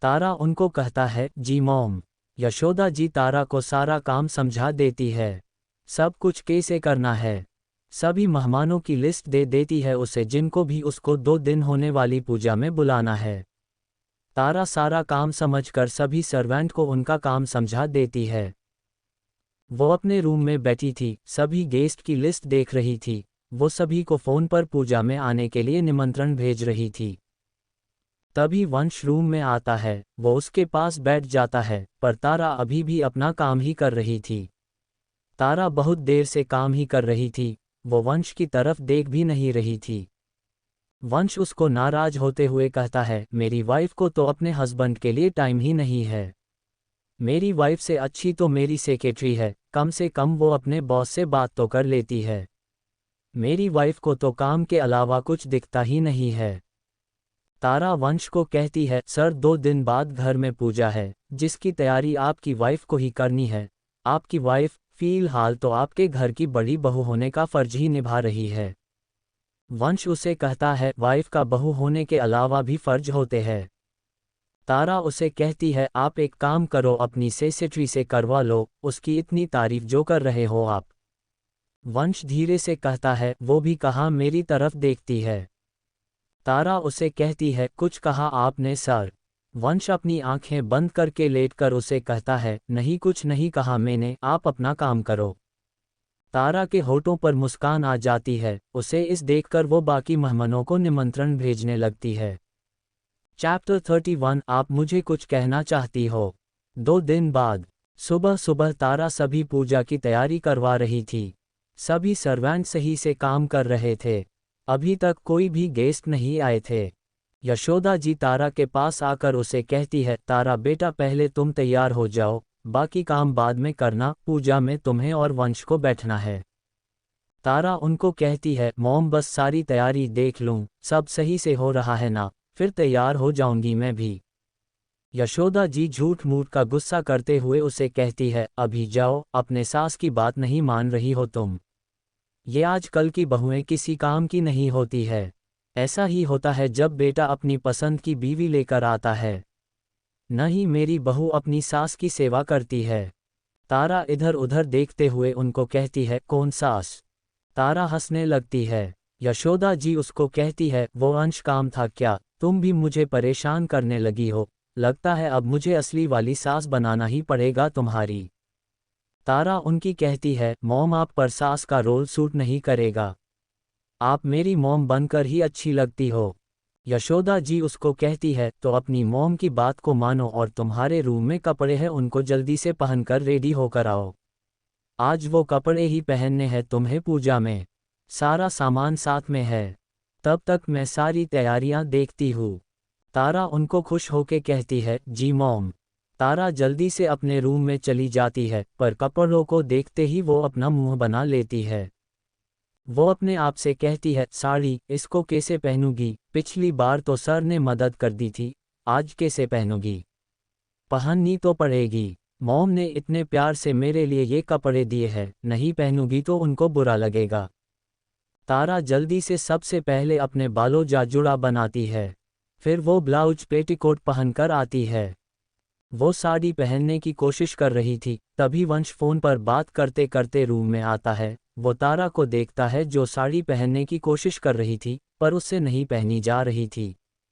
हर बार उससे प्लेट सही से नहीं लग रहे थे, उसके हाथ से छूट रहे थे। वंश उसके पास अपने फ़ोन को कट कर देता है। वो उसे कहता है, मैं आई। तारा हाँ में सर हिलाकर साड़ी उसके हाथ में देती है। वंश साड़ी के प्लेट्स बनाने लगता है। तारा वंश को देख रही थी, जिसने वाइट कलर का कुर्ता पजामा पहन रखा था। इंडियन वियर में भी वो बहुत ज़्यादा हॉट लग रहा है। तारा उससे अपनी नज़रें नहीं हटा पा रही थी। वंश उसके हाथ में प्लेट्स दे देते हुए कहता है, आप मुझे कुछ कहना चाहती हो। तारा उन प्लेट्स को अपने पेटीकोट के अंदर टक करते हुए उसे कहती है, नहीं कुछ भी नहीं। वंश तारा के पल्लू में प्लेट्स लगता हुए उसे कहता है, तो आपको नहीं लगता, आपको अपने हस्बैंड की तारीफ करनी चाहिए। उसको बस इससे ही घूर रहे हो आप, साथ में तारीफ के 2 बोल भी आप बोल सकती हो आप। तब तक तारा की साड़ी अच्छी तरह से बंध गई थी। तारा अपने आप को मिरर में देखते हुए उसको कहती है, आपकी ड्रेस अच्छी लग रही है। फिर तारा गहने पहनने लगती है। वंश उसे कहता है, सिर्फ ड्रेस ही अच्छी लग रही है और कोई अच्छा नहीं लग रहा है। तारा अपनी हंसी को कंट्रोल करते हुए उसको कहती है, नहीं बस ड्रेस ही अच्छी लग रही है। वंश अपने आप से कहता है, क्या फ़ायदा इतने हैंडसम होने का, जब आपकी वाइफ को आपसे ज़्यादा आपकी ड्रेस अच्छी लगे। वंश अपना फ़ोन लेकर बाहर चला जाता है। उसके जाने के बाद तारा को हंसी आने लगती है। थोड़ी देर में तारा भी पूरी तरफ से तैयार हो जाती है। उसने लाल कलर की साड़ी पहन रखी थी, उस पर उसने सूर्यवंशी खानदान के पुश्तैनी गहने पहन रखे थे। बालों में उसने वाइट कलर का गजरा लगा रखा था। तारा नीचे जाती है। तारा सीढ़ियों से जल्दी जल्दी आते हुए यशोदा जी को आवाज़ लगा रही थी, मॉम, मैं भी रेडी हूँ, पूजा के लिए मैंने सुबह ही प्रसाद भी रेडी कर। तारा बोलते बोलते रुक जाती है। जब वो हाल में बैठे अपने मायके वालों को देखती है। हाल में तारा की मम्मी शारदा जी और तारा के नाना जी किशोर जी बैठे थे। वो यशोदा जी, वंश और अंश से बात कर रहे थे। तारा उनको देखकर शॉक हो जाती है, क्योंकि गेस्ट लिस्ट में उनका नाम नहीं था। तारा आराम से नीचे आती है और अपने नानाजी और अपनी मम्मी के आशीर्वाद लेती है पैर छूकर। तारा की मम्मी को अपनी बेटी को अपने ससुराल में इतने अच्छे तरह से देखकर बहुत ज़्यादा अच्छा लग रहा था। यशोदा जी तारा को अपने मम्मी और नानाजी को उसका घर दिखाने के लिए कहती है। तारा उनको अपने साथ ले जाती है। किशोर जी आगे चल रहे थे, तारा और शारदा जी पीछे पीछे चल रहे थे। तारा अपनी मम्मी से धीरे से पूछती है, मम्मी आप और नाना जी यहाँ कैसे? शारदा जी तारा को कहती है, दामाद जी ने हमें निमंत्रण दिया था यहाँ आने का। ऐसा कहा कि सभी घर वालों का पूजा में रहना जरूरी है। शादी के बाद पहली पूजा है। तारा उनसे पूछती है, तो क्या तनु और तन्वी भी आए हैं? शारदा जी उसको कहती है, तन्वी और तनु थोड़ी देर में आ रहे हैं। अपनी बहन का तो तुझे पता ही है। बोलने लगी कि जीजू के घर जा रही हूँ, अच्छे से तैयार होके ही जाऊंगी। हमने सोचा लेट हो रही है तो पापा और मैं आज जाती हूँ पहले ही, तनु तन्वी को लेकर आ जाएगा।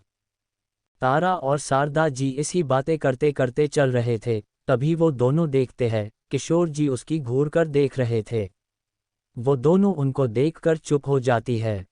किशोर जी शारदा जी को कहते हैं, शारदा मुझे तारा से अकेले में बात करनी है।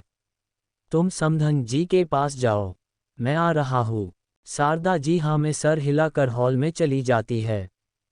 चैप्टर 32 दामाद जी नहीं करते तुझे प्यार। शारदा जी के नीचे जाने के बाद तारा को डर लग रहा था। उसे लगा उसके नाना जी उसको फिर से कुछ न कह दे गुस्से में आकर। किशोर जी तारा को कहते हैं, मुझे माफ़ कर दे मेरी बच्ची, उस दिन के लिए मुझे तुझ पर हाथ नहीं उठाना चाहिए था। तारा उनकी कहती है, नाना जी आप मुझसे क्यों माफ़ी मांग रहे हो, आप बड़े हो। नाना जी उसे कहते हैं, बड़ा हुआ तो क्या हुआ, गलती तो की थी ना मैंने। जो न्यूज में देखा उसी पर विश्वास कर लिया, अपनी ही बच्ची को झूठा बोल दिया।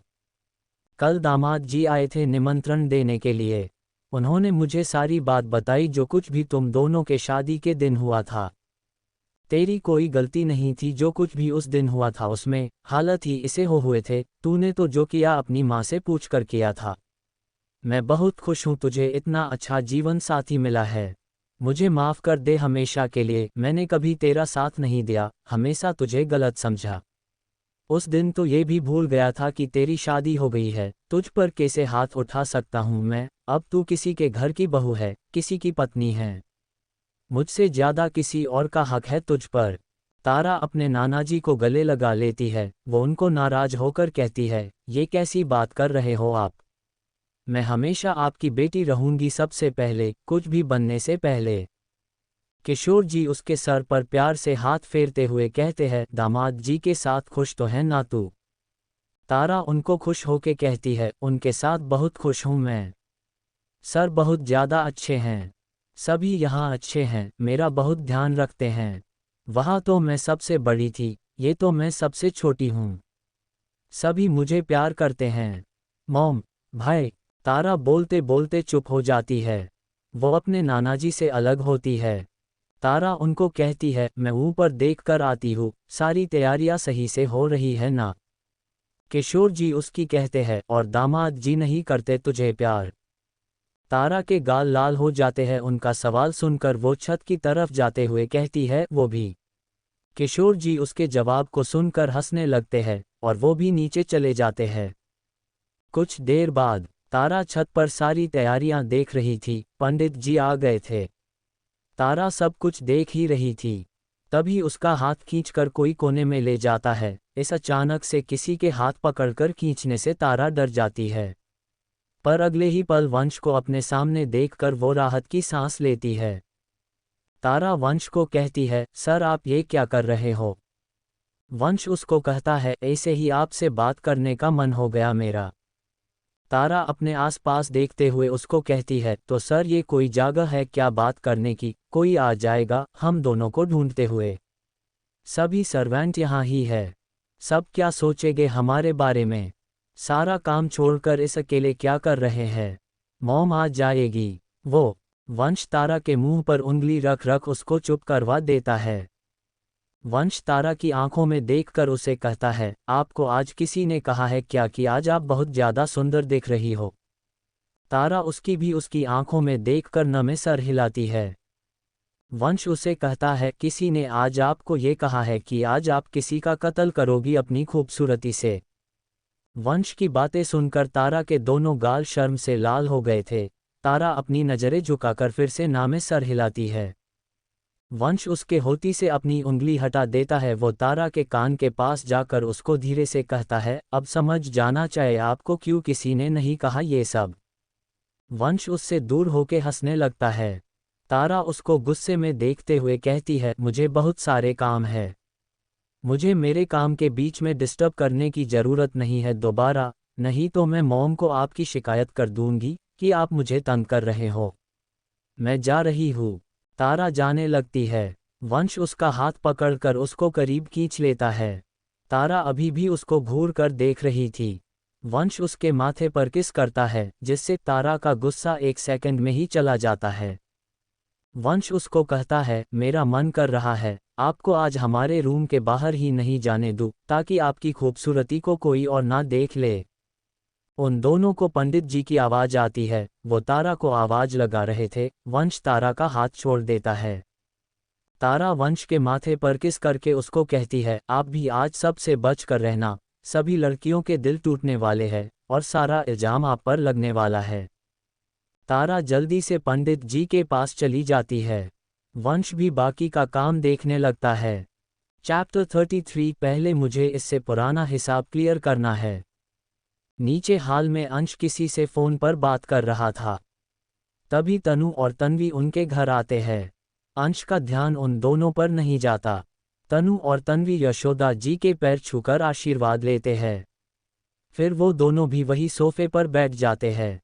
तन्वी यशोदा जी से पूछती है, आंटी दीदी कहाँ है।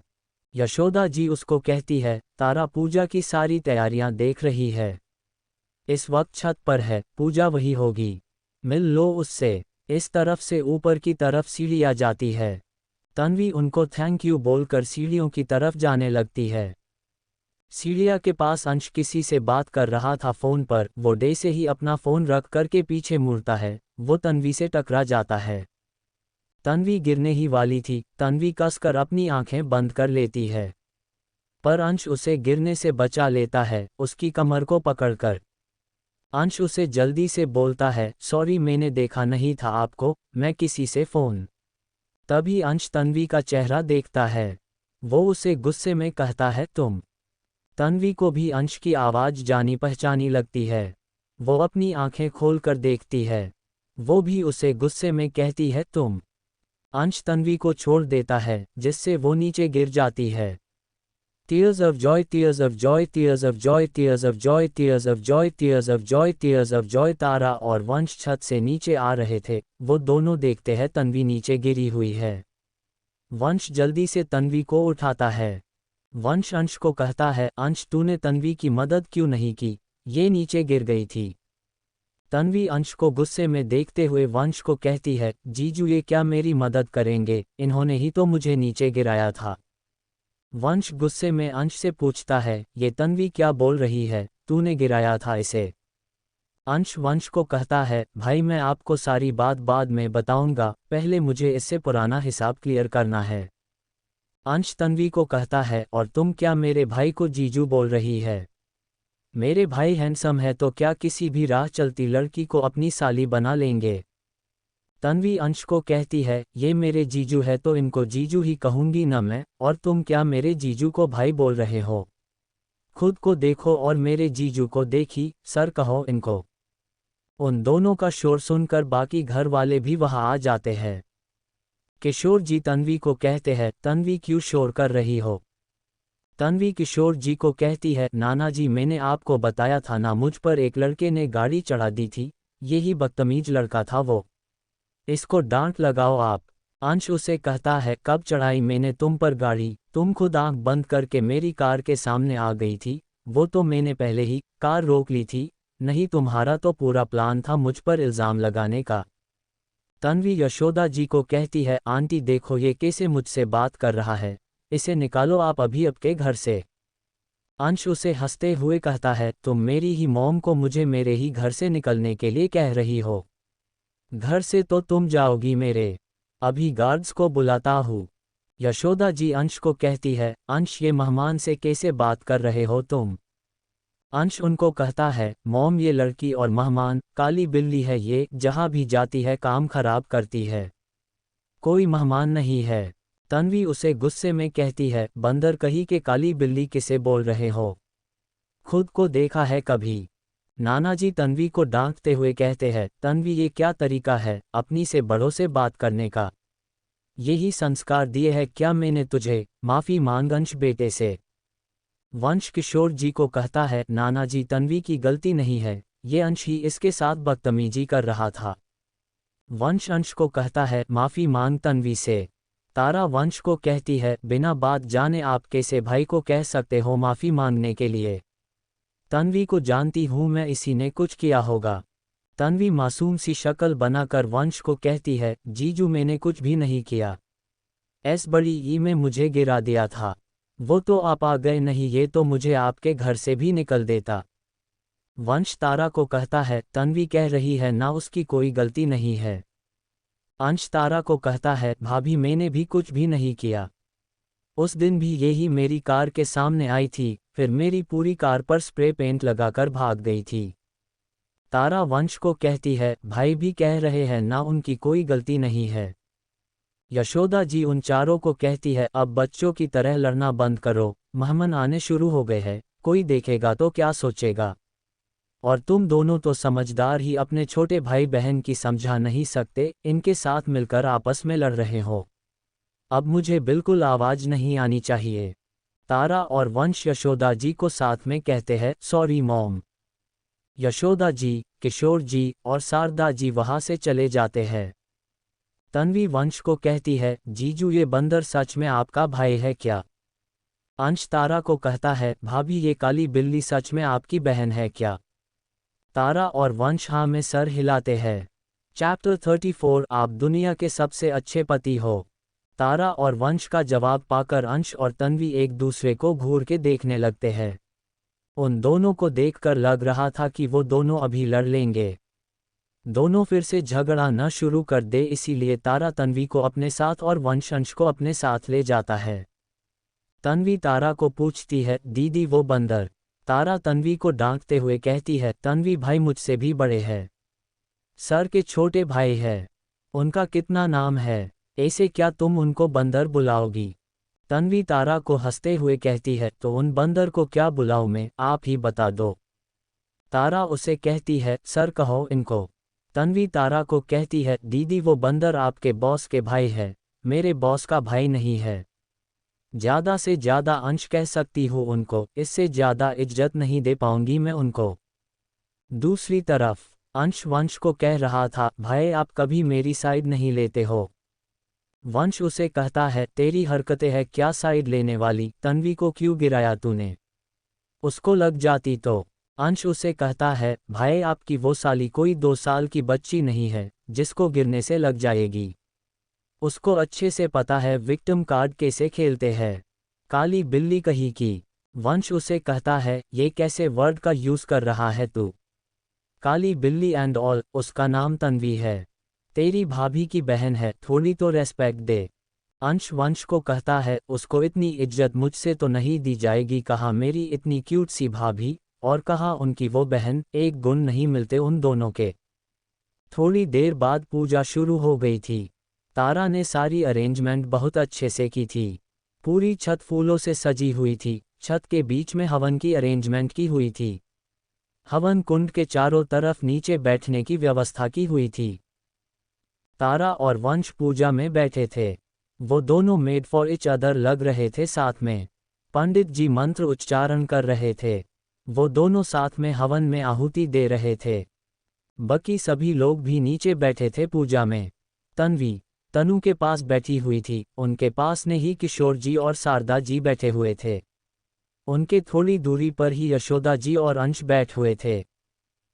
पंडित जी लास्ट में बाकी सभी लोगों को भी हवन कुंड में आहुति देने के लिए बुलाते हैं। सभी मेहमान आकर पूजा में आहुति दे रहे थे। तन्वी जब पूजा में आहुति दे रही थी, तभी उसके साथ अंश भी आहुति दे रहा था। तन्वी अपने पास अंश को देखकर बड़बड़ाती है, इस बंदर को भी मेरे साथ ही आहुति देनी है, अब सारी पूजा वेस्ट जाएगी।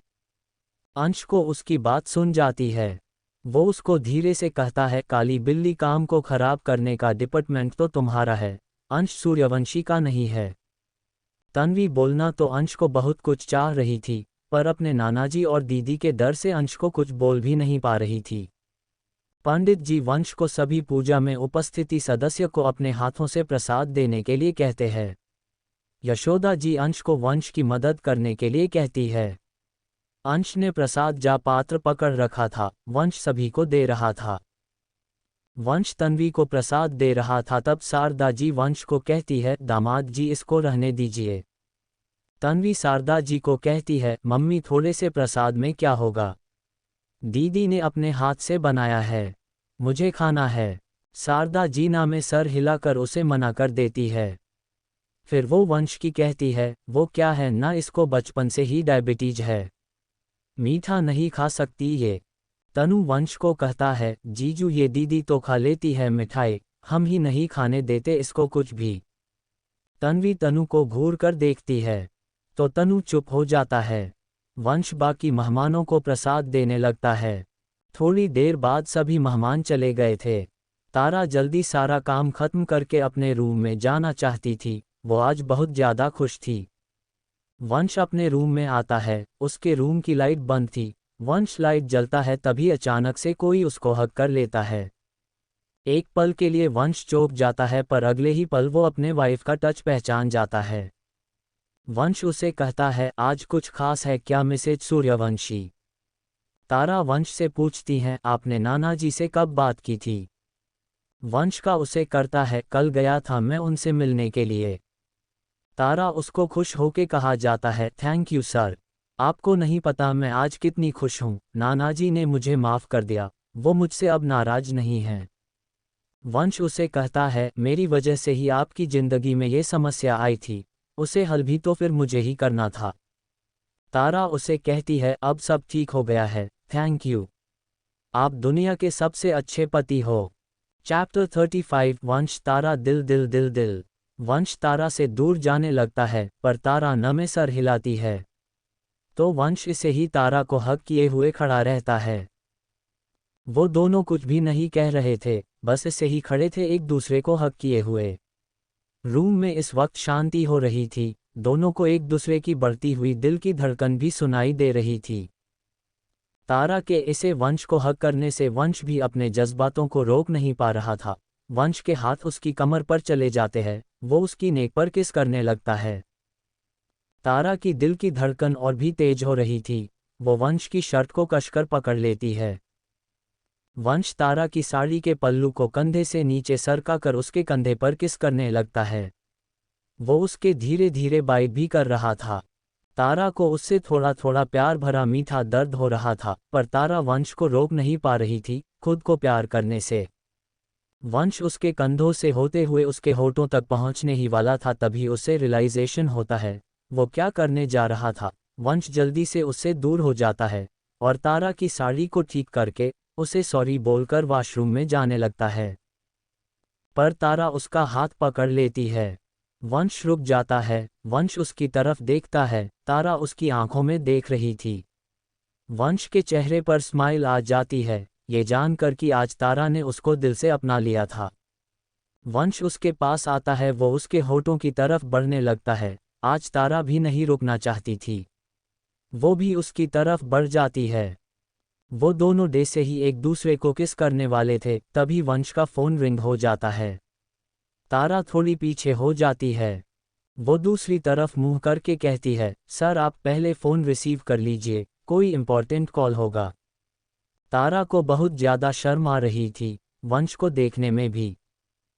वंश को इस वक्त कॉल करने वाले पर बहुत ज़्यादा गुस्सा आ रहा था, क्योंकि उसकी वजह से उसका और उसकी वाइफ का इतना अच्छा मोमेंट खराब हो गया था।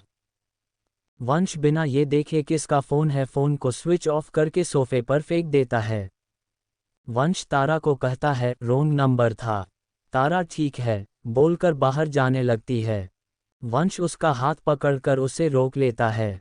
तारा उसे कहती है, सर मॉम ने पूजा की सारी जिम्मेदारी मुझे दी थी, मुझे देखना होगा कि सभी सर्वेंट सही से सब काम कर रहे हैं ना। वंश उसे कहता है, आपने उन्हें पहले ही सब काम समझा दिया था, वो कर लेंगे। तारा उसे कहती है, सर मॉम मेरा इंतजार कर रही होगी, नानाजी और सभी के घर जाने के बाद में मॉम से मिली है नहीं।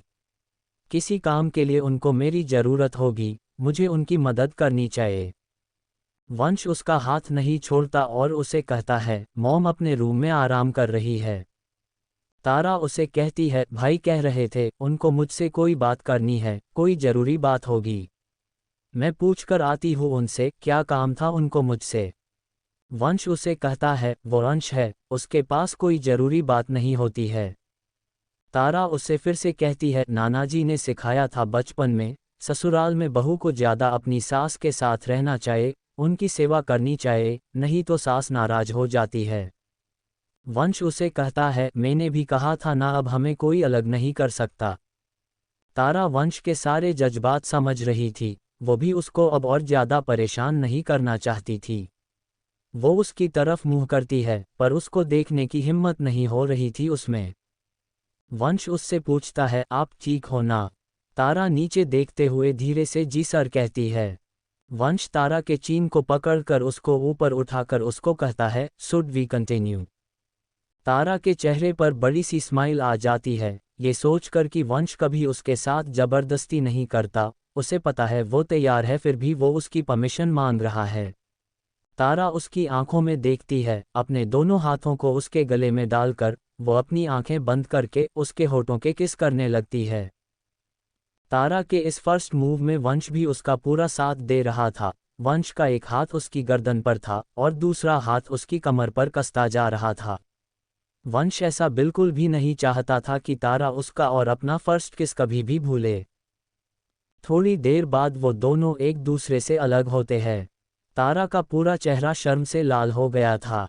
वंश उसके चेहरे को थामकर उसके पूरे चेहरे पर किस करता है, फिर उसके होठों के किस करने लगता था। आज वंश बिल्कुल भी तारा को खुद से दूर नहीं करना चाहता था, उसको पूरी अपनी बनाना चाहता था। थोड़ी देर बाद उसे महसूस होता है, तारा को सांस लेने में प्रॉब्लम हो रही है। वो उससे अलग होता है। तारा तेजी से सांस लेकर अपनी सांसों को कंट्रोल कर रही थी। वंश तारा को गोद में उठाकर बेड की तरफ ले जाता है। वो उसे आराम से बेड पर लेटाता है, जैसे कि वो कोई कांच की बनी गुड़िया हो। अगर वंश में उस पर जरा भी जोर लगा दिया तो टूटकर बिखर जाएगी। वो उसके माथे पर किस करके उसको बोलता है, आप तैयार हो ना, हमारे रिश्ते को एक कदम आगे के जाने के लिए। अभी भी आप चाहो तो मैं इंतजार करने के लिए तैयार हूँ। मैं आपसे नाराज नहीं होऊंगा। तारा उसकी आंखों में देखकर बस अपनी पलकें हाँ में झपका देती है। वंश उसका इशारा समझ जाता है। आज रात उन दोनों के बीच की सारी दूरियां मिट गई थी। वंश ने तारा को उसकी पूरी सहमति से हर तरह से अपना बना लिया था। तारा ने भी आज वंश को पूरे मन से अपना लिया था। चैप्टर 36 आपकी एनर्जी मुझे थका देगी। अगले दिन वंश सुबह उठता है। उठते ही उसको आंखों के सामने तारा का सुंदर चेहरा था।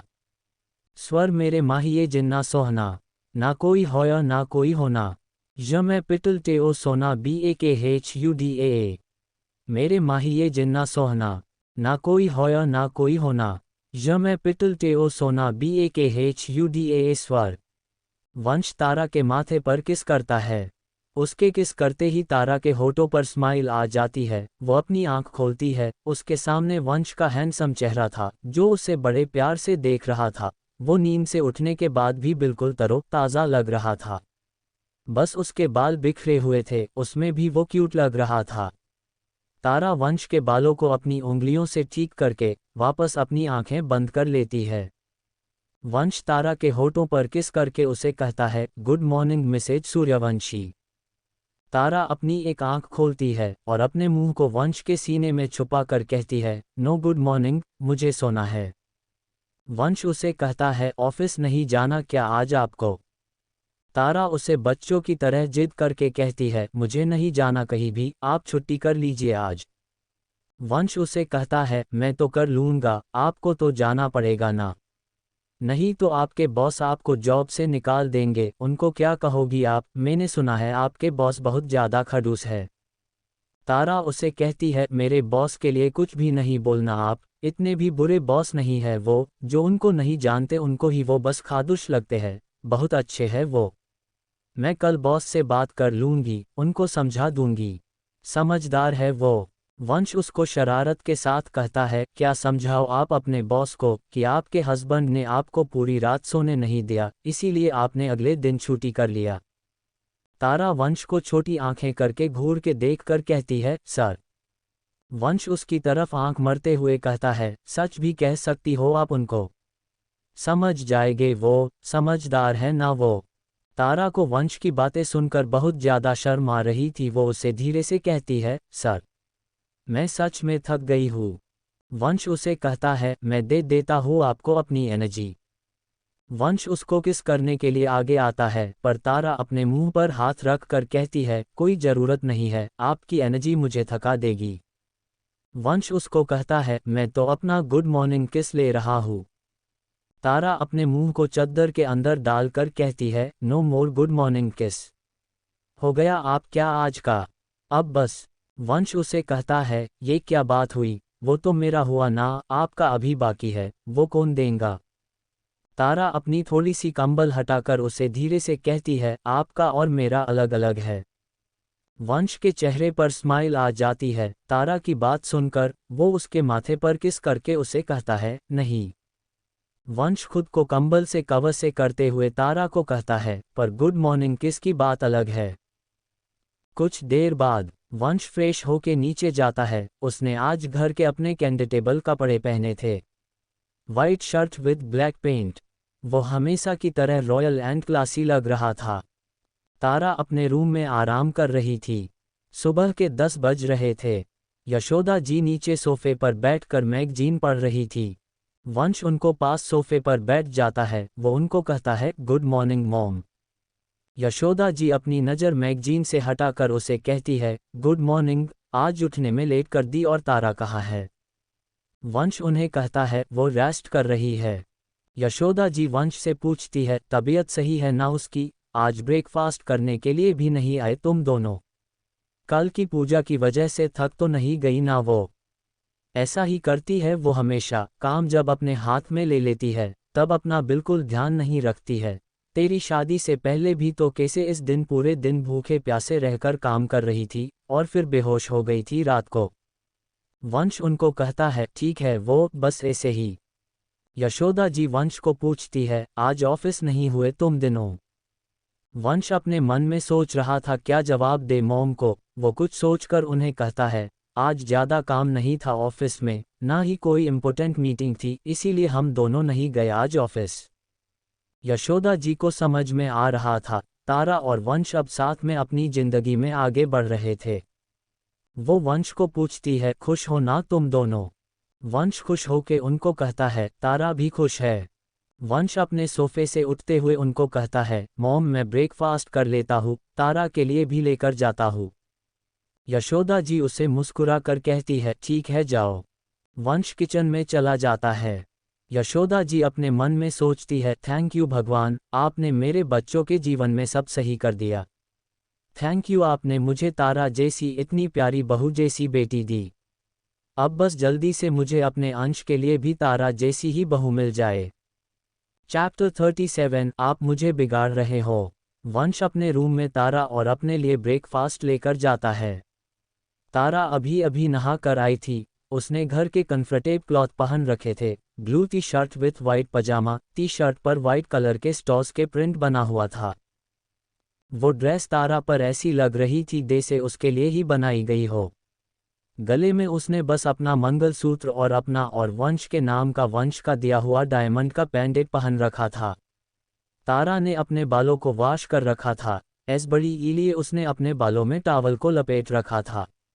वो बेड पर बैठकर लैपटॉप पर काम कर रही थी। तारा को ऐसे काम करते हुए देखकर वंश उस खाने की प्लेट को बेड पर रखकर उसे कहता है, आज नो सेक्रेटरी ओनली वाइफ। आज कोई काम नहीं करना। तारा उसे कहती है, सर मैंने आज वीकनेस की वजह से छुट्टी तो कर ली, पर मेरा काम तो बचा हुआ है, ये तो मुझे ही करना पड़ेगा ना। वंश उसे कहता है, आज कोई काम नहीं करना आपको, आपके लैपटॉप को साइड में रखिए और नाश्ता करते हैं। तारा का ध्यान बेड पर रखी खाने की प्लेट पर जाता है। वो वंश को डांटते हुए कहती है, कोई बेड पर खाना खाता है क्या, सोफे पर आइए। तारा उठकर बेड पर बैठ जाती है। वंश क्या करता, अपनी वाइफ की बात मानने के अलावा उसके पास और कोई चारा नहीं था। वो भी अपनी ट्रे उठाकर तारा के पास सोफे पर बैठ जाता है। वो दोनों खाना खाना स्टार्ट करते हैं। तारा वंश के आगे एक बाइट करती है। वंश वो बाइट लेता है और फिर से खाना खाने लगता है। तारा उसको नाराजगी के साथ कहती है, मुझे तो खिलाओ आप अपने हाथ से। वंश तारा के सामने बाइट करते हुए पूछता है कि एक बात बताओ, क्या आपने सिर्फ मम्मी के कहने पर मुझसे शादी की थी? तारा वंश के हाथ से खाना खाते हुए हाँ में सर हिलाती है। वंश उसे कहता है, आपको कभी मुझे देखकर विचार नहीं आया, ऐसा कुछ भी? तारा फिर भी न में सर हिलाकर उसे कहती है, कभी नहीं, मेरे मन में तो शादी के बाद भी नहीं आया था। ऐसा बोलकर तारा हंसने लगती है। वंश तारा को घूरकर देखने लगता है। तारा वंश के नज़दीक आकर उसके गाल पर किस करके उसे कहती है, आप बॉस थे ना मेरे, तो आपके बारे में कैसे कभी कुछ सोच सकती थी मैं? आप कहाँ मैं कहाँ, रियलिटी में जीती हूँ मैं, सपनों की दुनिया में नहीं जीती हूँ मैं कभी। और थोड़े खुदुस तो थे आप, ऐस बड़ी इलिए आपसे डर भी लगता था मुझे। वंश उसको पूछता है, बॉस तो अभी भी हूँ मैं आपका, अभी भी लगता है आपको मुझसे डर? तारा उसके नाक से अपने नाक को रब करके उसे कहती है, नहीं, अब नहीं लगता, क्योंकि अब आप मेरे पति भी हो ना। कुछ देर बाद खाना खाकर तारा अपने बालों को खोलकर उनको ड्राई करके अपने बालों में एक पोनी टेल बना लेती है। वो अपने मांग में सिंदूर डालकर बाहर जाने लगती है। वंश बैठकर बैठा उसको देख रहा था। वो उसे पूछता है, कहाँ जा रही हो आप? तारा उसे कहती है, मॉम के पास, सुबह से उनसे मिली नहीं मैं, उनको मेरी चिंता हो रही होगी। वंश उसे कहता है, मेरी मॉम से बात हो गई है, मैंने मॉम को कह दिया है कि आप रेस्ट कर रही हो। तारा वंश को कहती है, अब ठीक हूँ मैं, अब जाती हूँ मैं मॉम के पास। वंश तारा का हाथ पकड़कर उसको अपनी गोद में बैठाकर उसको कहता है, आज इतना अच्छा मौका है साथ रहने का और आपको बाहर जाना है। तारा वंश को समझते हुए कहती है, ऐसे अच्छा थोड़ी ना लगता है पूरे दिन रूम में रहना, सर्वेंट क्या सोचेंगे हमारे बारे में? वंश उसे कहता है, सब समझदार है, सबको पता है हम न्यूली वेड्स है, क्या करेंगे अपने रूम में? तारा उनको कहती है, मुझे तो अजीब लगेगा ना। वंश तारा के सर को अपने सीने पर रख कर उसको सहलाते हुए उसे कहता है, इसमें अजीब लगने वाली कौन सी बात है? हम कोई पहले कपल थोड़ी ना है दुनिया के, मुझे आपके साथ टाइम स्पेंड करना है आज, बस बात खत्म। तारा वंश की आंखों में देखकर उसको कहती है, आप मुझे बिगाड़ रहे हो।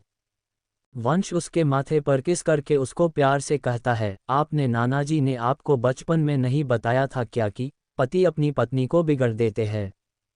तारा ना में सर हिलाकर वापस वंश के सीने पर अपना सर रख लेती है। वो अपनी आंखें बंद कर लेती है। वंश उसके सर को सहला रहा था। थोड़ी देर बाद तारा और वंश दोनों को ही नींद आ जाती है। रात को डाइनिंग टेबल पर वो चारों खाना खा रहे थे। यशोदा जी तारा को कहती है, तारा तुम्हारी तबीयत सही है ना अब? तारा उनको कहती है, जी मॉम अब सही है। अंश तारा को पूछता है, भाभी आपकी तबीयत खराब है, दवाई ले ली थी क्या आपने? तारा अंश को कहती है, नहीं भाई ऐसी ही थकान हो रही थी, कोई डरने वाली बात नहीं है।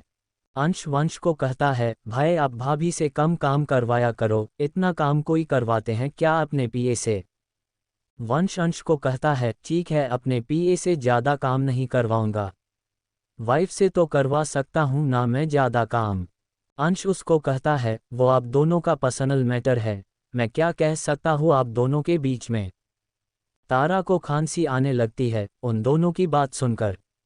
वंश उसे पानी देता है, तारा पानी पीने लगती हैं।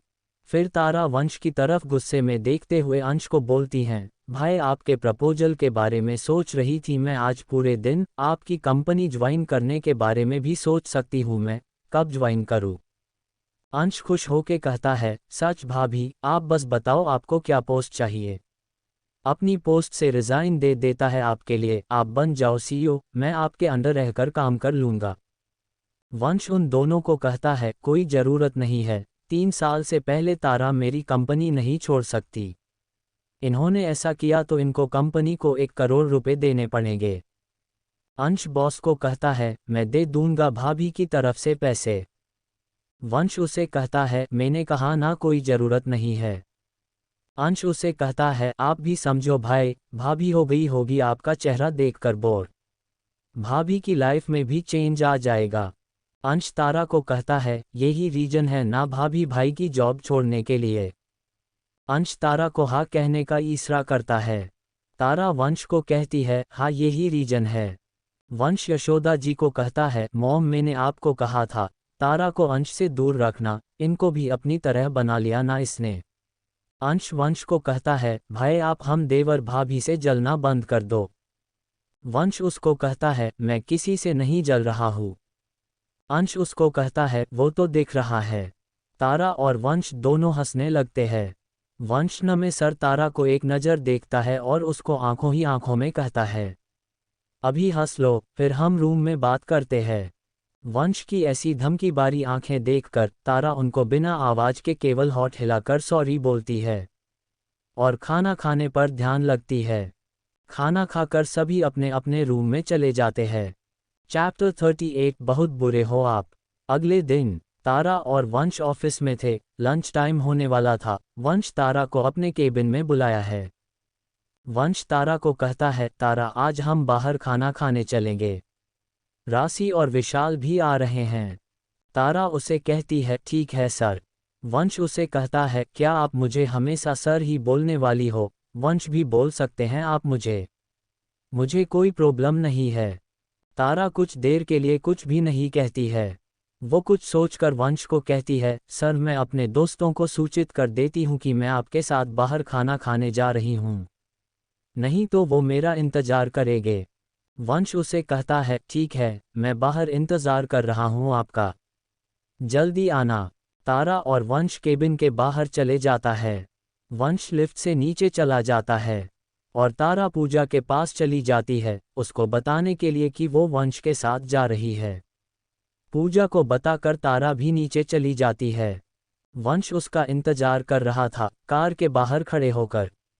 वंश तारा के लिए दरवाज़ा खोलता है, तारा उसमें बैठ जाती है। वंश भी ड्राइविंग सीट पर बैठ जाता है। आज वंश ने ड्राइवर को माना कर दिया था कार चलाने के लिए, क्योंकि वो तारा के साथ कुछ देर प्राइवेसी से रहना चाहता था। कार में वंश तारा से पूछता है, आपको खाने में क्या पसंद है? तारा उसको बताती है, मैं तो वेज में सब कुछ खा लेती हूँ। वंश उसको कहता है, कुछ तो फेवरेट होगा, मुझे पता ही नहीं है आपको खाने में क्या पसंद है। तारा उसको सोचकर बताती, खाने में मेरे फेवरेट है pizza, burger, vanilla ice cream, momos, papaya shake, veg biryani, घेवर, गोलगप्पे, पास्ता, डोसा, दाल मखनी, कंजू कतली, मेरे मम्मी के हाथ के दाल चावल, मेरी मम्मी दुनिया के बेस्ट दाल चावल बनाती है। हाँ ये सब पसंद है मुझे, आपको क्या क्या पसंद है? वंश उसको बताने ही वाला था, पर तारा उसके बोलने से पहले बोलती है, मुझे पता है, आपको इटालियन और मैक्सिकन फूड अच्छा लगता है। मैंने आपके बारे में पढ़ा था पिछली साल की person of the year magazine में, आपकी फ़ोटो थी उस मैगजीन के कवर पेज पर, पूजा ने दो थी मुझे वो मैगजीन। आपका इंटरव्यू था उस मैगजीन में। वंश उसको मुस्कुरा कर कहता है, हाँ, मुझे पसंद है वो सब और इसके साथ मॉम के हाथ का बना गाजर का हलवा भी मुझे अच्छा लगता है, मॉम हर बर्थडे पर मेरे लिए गाजर का हलवा बनाती है। थोड़ी देर में वो रेस्टोरेंट पहुंच जाते हैं। वंश अपने कार की चाबी वहां की सिक्योरिटी को दे देता है, पार्क करने के लिए। वो दोनों अंदर जाने ही वाले थे तभी वंश को किसी का कॉल आता है। वंश तारा को कहता है, मैं कॉल अटेंड करता हूँ, इम्पोर्टेंट है, तब तक आप अंदर जाइए, अंदर बोल देना 4 लोगों के लिए टेबल बुक है। तारा वंश को कहती है, जी सर। 10 मिनट बाद कॉल पर बात करके वंश अंदर जाता है। वो देखता है तारा मैनेजर से बात कर रही थी। वंश उनके पास जाता है। वंश तारा को पूछता है, क्या हुआ तारा, आप यहाँ क्या रह रही हैं इतनी देर से? मैनेजर वंश को कहता है, सर मैं कितनी देर से इन मैम से पूछ रहा हूँ, किसके नाम से टेबल बुक है बता ही नहीं रह रही है मुझे, बस इतना बताया कि 4 लोगों के लिए बुक है, और उनके पति ने बुक की है। आप इनके पति हैं? वंश उनको हाँ कहता है। मैनेजर उनको कहता है, आप बताएं किसके नाम से बुक है टेबल? वंश उनको कहता है, वंश सूर्यवंशी। मैनेजर उनको उनकी चेयर तक पहुंचा देता है। वो दोनों चेयर पर बैठ जाते हैं। वंश तारा को पूछता है, आपने मैनेजर को क्यों नहीं बताया किसके नाम से बुकिंग की है टेबल? तारा उसको धीरे से कहती है, वो सर मैं। तारा के इसे धीरे से बोलने की वजह से वंश उसका हाथ पकड़कर उसे पूछता है, क्या बात है तारा, आप मेरी किसी बात से नाराज हो, मैंने कुछ किया है? तारा उसे कहती है, नहीं सर, ऐस बड़ी ही कोई बात नहीं है। वंश उसको पूछता है, फिर क्या बात है? तारा उसको कहती है, मैं आपका नाम कैसे ले सकती हूँ? वंश उसको हैरानी से पूछता है, क्यों नहीं ले सकती आप मेरा नाम? तारा उसको कहती है, आप पति हो ना मेरे, पति का नाम नहीं लेना चाहिए, पति का नाम लेने से पति की उम्र कम हो जाती है, पत्नी को पाप भी लगता है पति का नाम लेने की वजह से। वंश उसको हैरानी से पूछता है, किसने सिखाया है आपको ये बातें? तारा उसको कहती है, नाना जी ने बताई थी, बचपन में। वंश अपना सर ना में हिलाकर उसको कहता है, आपके नाना जी ने भी पता नहीं आपको क्या सिखाया है बचपन में। एक काम करो, आप लिस्ट बनाकर मुझे बता दो आपके नाना जी ने आपको बचपन में क्या क्या बातें बताई थी, ताकि मैं प्रिपेयर रहूं नई नई बातें रोज सीखने के लिए। वंश को हंसी आने लगती है। वंश उसको हंसते हुए कहता है, अपने नाना जी से ये नहीं पूछा आपने बचपन में, अपने पति का नाम नहीं लेंगे तो किसके पति का नाम लोगी आप? पड़ोसी के पतियों का। वंश को इसे खुद पर हंसते हुए देखकर तारा को हैरानी से पूछती है, सर आप मुझ पर हंस रहे हो? वंश हाँ में सर हिलाते हुए उसको कहता है, हाँ आप बात ही इसी कर रही हो, मुझे हंसी ही आएगी ना? वंश अभी भी हंस रहा था। तारा उसको नाराजगी के साथ कहती है, मुझे नहीं करनी आपसे बात, बहुत बुरे हो आप, इसीलिए मैं आपको नहीं बता रही थी कोई बात।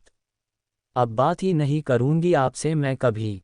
तारा अपना हाथ फोल्ड करके दूसरी तरफ मुंह कर लेती है।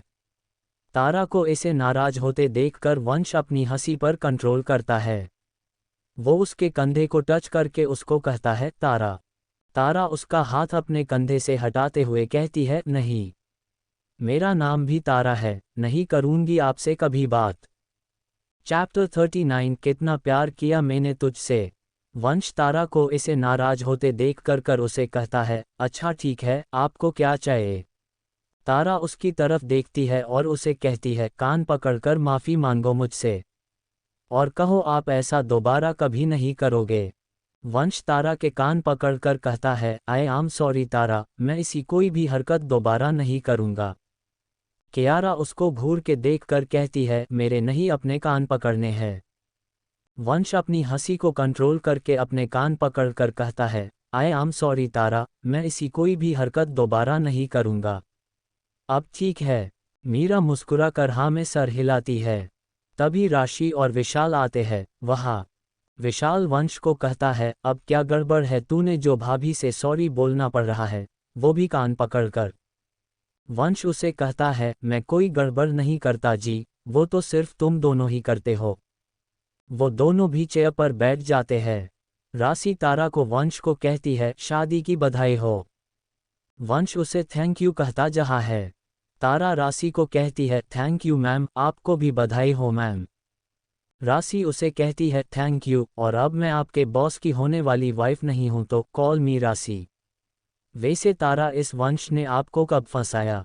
वंश राशि को कहता है, बहुत लंबी कहानी है, तू नहीं समझेगी, तू ये बताता तेरे घर वाले मान कैसे गए शादी के लिए? राशि उसको कहती है, मैंने बोल दिया तूने मुझे धोखा दिया है, ऐन वक्त पर किसी और मेरी जगह बैठा दिया। मैंने तो कितने सपने सजा लिए थे मिसेज सूर्यवंशी बनने के। कितना प्यार किया मैंने तुझसे, अब मेरा दिल टूट गया है, तेरी याद में तड़प रही हूं मैं। तो सैंटी हो के मान गए, बस तू बुरा बन गया उनके सामने। वंश उसको हैरानी से पूछता है, ये ने बोला अंकल और आंटी को? राशि उसको कहती है, नहीं, मजाक कर रही हूं मैं। हर बात पर सीरियस हो जाता है। वंश राहत की सांस लेता है क्योंकि उसे राशि पर बिल्कुल भरोसा नहीं था, उसकी दोस्त कुछ भी कर सकती है। वो राशि को पूछता है, तो क्या बोला तूने अपने घर वालों को? विशाल वंश को कहता है, मैंने बता दी सारी बात, 1-2 घंटे डांट लगाई मुझे, फिर मान गए। मॉम डैड ने भी कहा कर लो भैया से पहले सगाई, पर शादी उनके बाद ही होगी। अभी रही सगाई। राशि विशाल को कहती है, पर मैं अभी भी नाराज हूं तुझसे। वंश राशि को कहता, इस कुछ दिन तो रहना ही, इसकी हरकतें ही डांट सुनने की है। राशि वंश की पूछती है, एक बात बता, आंटी नाराज हैं क्या मुझसे अभी भी? वंश उसको कहता है, उनके गुस्से से तो तुझे अब भगवान ही बचा सकते हैं। विशाल उन सब को कहता है, बातें करके ही पेट भरना है क्या, कुछ ऑर्डर भी करो, भाभी आप बताओ क्या खाओगी? तारा विशाल को कहती है, मिस्टर शर्मा आप सब ऑर्डर कर लीजिए, खा लूंगी मैं। विशाल उसको कहता है, भाभी हम बिजनेस मीटिंग में नहीं आए हैं, इतना फॉर्मल बिहेव करना जरूरी नहीं है आपको हमारे साथ। ये मिस्टर शर्मा, मैम ये सब ऑफिस तक ही ठीक है। मैं इस वंश से 1 महीना बड़ा हूँ तो रिश्ते में मैं आपका जेठ लगा। अपने बड़े भाई की बात मानो आप, और खाना ऑर्डर करो, आज सब कुछ आपका पसंद का ही खाएंगे। आप ही ऑर्डर करो। तारा को विशाल की बात सुनकर बहुत ज़्यादा खुशी होती है। शादी से पहले तो उसके बस एक ही छोटा भाई था, पर वंश से शादी के बाद उसकी लाइफ में 2 बड़े भाई आ गए हैं। वो खुश हो के विशाल को कहती है, जी भाई। तारा सबके लिए खाना ऑर्डर करती हैं। फिर सब खाना खाने लगते हैं। राशि तारा को कहती है, थैंक यू तारा, आपने इससे शादी कर ली, मुझे तो लगा था ये जीवन भर सिंगल ही रहने वाला है। मेरे भागने के बाद। वंश राशि को कहता है, तुझे भगना ही था तो मुझे बताकर तो भाग सकती थी ना तू? राशि उसे कहती है, तुझे परेशान नहीं करना चाहती थी मैं। वंश राशि को कहता है, तू परेशान हुई उसका क्या? तेरा नाम खराब हो रहा है ना, मीडिया तक ये बात पहुंच जाती तो। राशि उसे कहती है, सब सही से हो गया ना, चिंता मत करो। राशि तारा को कहती, जी तारा आपको पता है मैंने ही इसको आइडिया दिया था सगाई वाले दिन किसी और के साथ शादी करने के लिए। तब तो इसने मुझे माना कर दिया था। बड़ा फास्ट निकला ये कब से पसंद करते हैं ये आपको? तारा कुछ भी नहीं बोलती और वंश की तरफ देखने लगती है। राशि विशाल की बताती है, वैसे जब मैंने तेरे शादी की खबर देखी ना, मुझे कोई सरप्राइज नहीं हुआ। जिस रात तारा बेहोश हुई थी मुझे तो उसी दिन पता चल गया था, तू तारा की कितनी केयर करता है। विशाल राशि से पूछता है, कौन सा दिन? चैप्टर 40 मेरे बॉस भी काफ़ी हैंडसम हैं। राशि विशाल को सारी बात बताती है।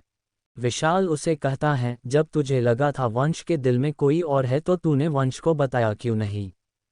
राशि उसे कहती है, ये बात तो मैंने इसकी शादी के बाद दिमाग में आई थी। वंश पर मुझे बिल्कुल शक नहीं किया था कभी, मुझे क्या पता था ये मेरे साथ ऐसा करेगा कभी। वंश उसे कहता है, तो तू क्या चाहती थी, मैं तेरा मंडप में बैठकर इंतजार करता? राशि उसे कहती है, हाँ, अब तो तू ऐसे ही बोलेगा, अब तेरे पास बेटर ऑप्शन जो है। नहीं, कुछ दिन पहले तो तू मारा जा रहा था मुझसे शादी करने के लिए। वंश उसे कहता है, सही कहा, मुझे जल्दी थी तुझसे शादी की, तभी तो तूने मोम के कंगन पहले थे। सच तो ये है, वो तू थी जो मारी जा रही थी मुझसे शादी करने के लिए। राशि उसे कहती है, तारा यही है, उनका लिहाज कर रखा है मैंने, नहीं तो। वंश उसे कहता है, नहीं तो क्या। राशि उसे कहती है, फिर कभी बताऊंगी। राशि और वंश इसे ही बातें कर रहे थे। विशाल और तारा को आराम से खाना खाकर उन दोनों की खट्टी मिट्टी निक झोंक सुन रहे थे बस। खाना खाकर विशाल और राशि चले जाते हैं। वंश और तारा भी अपने ऑफिस की तरफ चले जाते हैं। वंश कार चला रहा था, तारा उसके पास बैठी थी। तारा वंश को कहती है, सर हम मैचिंग ड्रेस पहनेंगे राशि और विशाल भाई की शादी में। वंश उसे कहता है, ठीक है, मैं आपके लिए लेकर आ जाऊंगा। तारा उसे कहती है, ठीक है। वंश कुछ सोचता है और फिर तारा को कहता है, मिसेज सूर्यवंशी हम एक गेम खेलते हैं, मैं आपसे आई सवाल पूछूंगा, आपको उसका जवाब देना है। तारा उसे ठीक है कहती है। वंश उसको सवाल पूछता है, आपका नाम क्या है। तारा उसे जवाब देती है, तारा सूर्यवंशी, इतने आसान सवाल पूछोगे आप। वंश उसको पूछता है, आप जवाब दीजिए, सवाल का लेवल बढ़ता जाएगा, आपकी फैमिली में कौन कौन है। तारा उसकी बताती है, मैं, मेरे हस्बैंड, मेरी मॉम, मेरे भाई, मेरे नाना जी, मेरी मम्मी तन्वी और तनु। वंश उसको सवाल पूछता है, आपके पति का नाम क्या है। तारा उसे जवाब देती है, आपको अपना नाम याद नहीं है, लेस दैन। व पे अ की मात्रा यूश उसे कहता है, नहीं याद, भूल गया, आप याद दिला दो। तारा वंश की घूर के देखती है और उसे कहती है, नहीं, ये ट्रिक मेरे साथ नहीं चलेगी, मैंने कहा ना, मैं आपको नाम नहीं दे सकती। वंश उसे कहता है, पति का नहीं तो बॉस का नाम ही बता दीजिए। तारा उसे कहती है, मेरे बॉस का नाम जानकर आप क्या करेंगे। वंश उसे कहता है, मुझे भी पता होना चाहिए ना कि मेरी पत्नी कहाँ काम करती है, किसके साथ काम करती है। तारा उसे कहती है, मैंने कभी आपसे कोई सवाल पूछा है, आपके पीए कौन हैं। वंश उसे कहता है, मैं बताता हूँ आपको, उसका नाम तारा है। आप शायद जानती होंगी उन्हें। तारा उसको कहती है, कुछ कुछ सुन रखा है उसके बारे में, मेरे पति को अपनी पत्नी से ज़्यादा वो पसंद है। मैंने ये भी सुना है आपकी पीए बहुत सुंदर हैं। वंश तारा को देखकर कहता है, वो तो वो है, बहुत सुंदर है वो। मैं तो सोच रहा हूँ उसको ही डेट कर लेता हूँ, पूरा दिन मेरे साथ ही रहता है वो। तारा वंश का चेहरे को आगे करते हुए उसे कार चलाने पर फोकस करने का इशारा करती है। वो उसे कहती है, आप ऐसा कुछ भी नहीं करोगे, मैं आपके लिए काफ़ी नहीं हूँ। और वो पहले से ही शादीशुदा हैं, आपके पास कोई मौका नहीं है उन पर ट्राई करने का। वंश उसे कहता है, कोशिश करने में क्या जाता है मेरा। तारा वंश को देखकर कहती है, ऐसी बात है तो मेरे बॉस भी काफ़ी हैंडसम हैं। वंश उसको कहता है, उसके लिए तो भूल ही जाओ आप। मैंने सुना है वो अपनी पत्नी के अलावा किसी और लड़की की तरफ देखता भी नहीं है। आपका कोई चांस नहीं है। तारा उसको कहती है, कोशिश करने में क्या जाता है मेरा। ऐसी बातें करते करते उनका ऑफिस आ जाता है। वंश तारा का दरवाज़ा खोलते हुए उसको पूछता है, तो आप मुझे मेरे नाम से नहीं बुलाएंगे कभी। तारा कार से बाहर निकलते हुए कहती है, कभी नहीं। प्लीज़ लाइक, शेयर और comment and thanks for watching and subscribe for listening next chapters of CEO's Innocent Substitute Wife.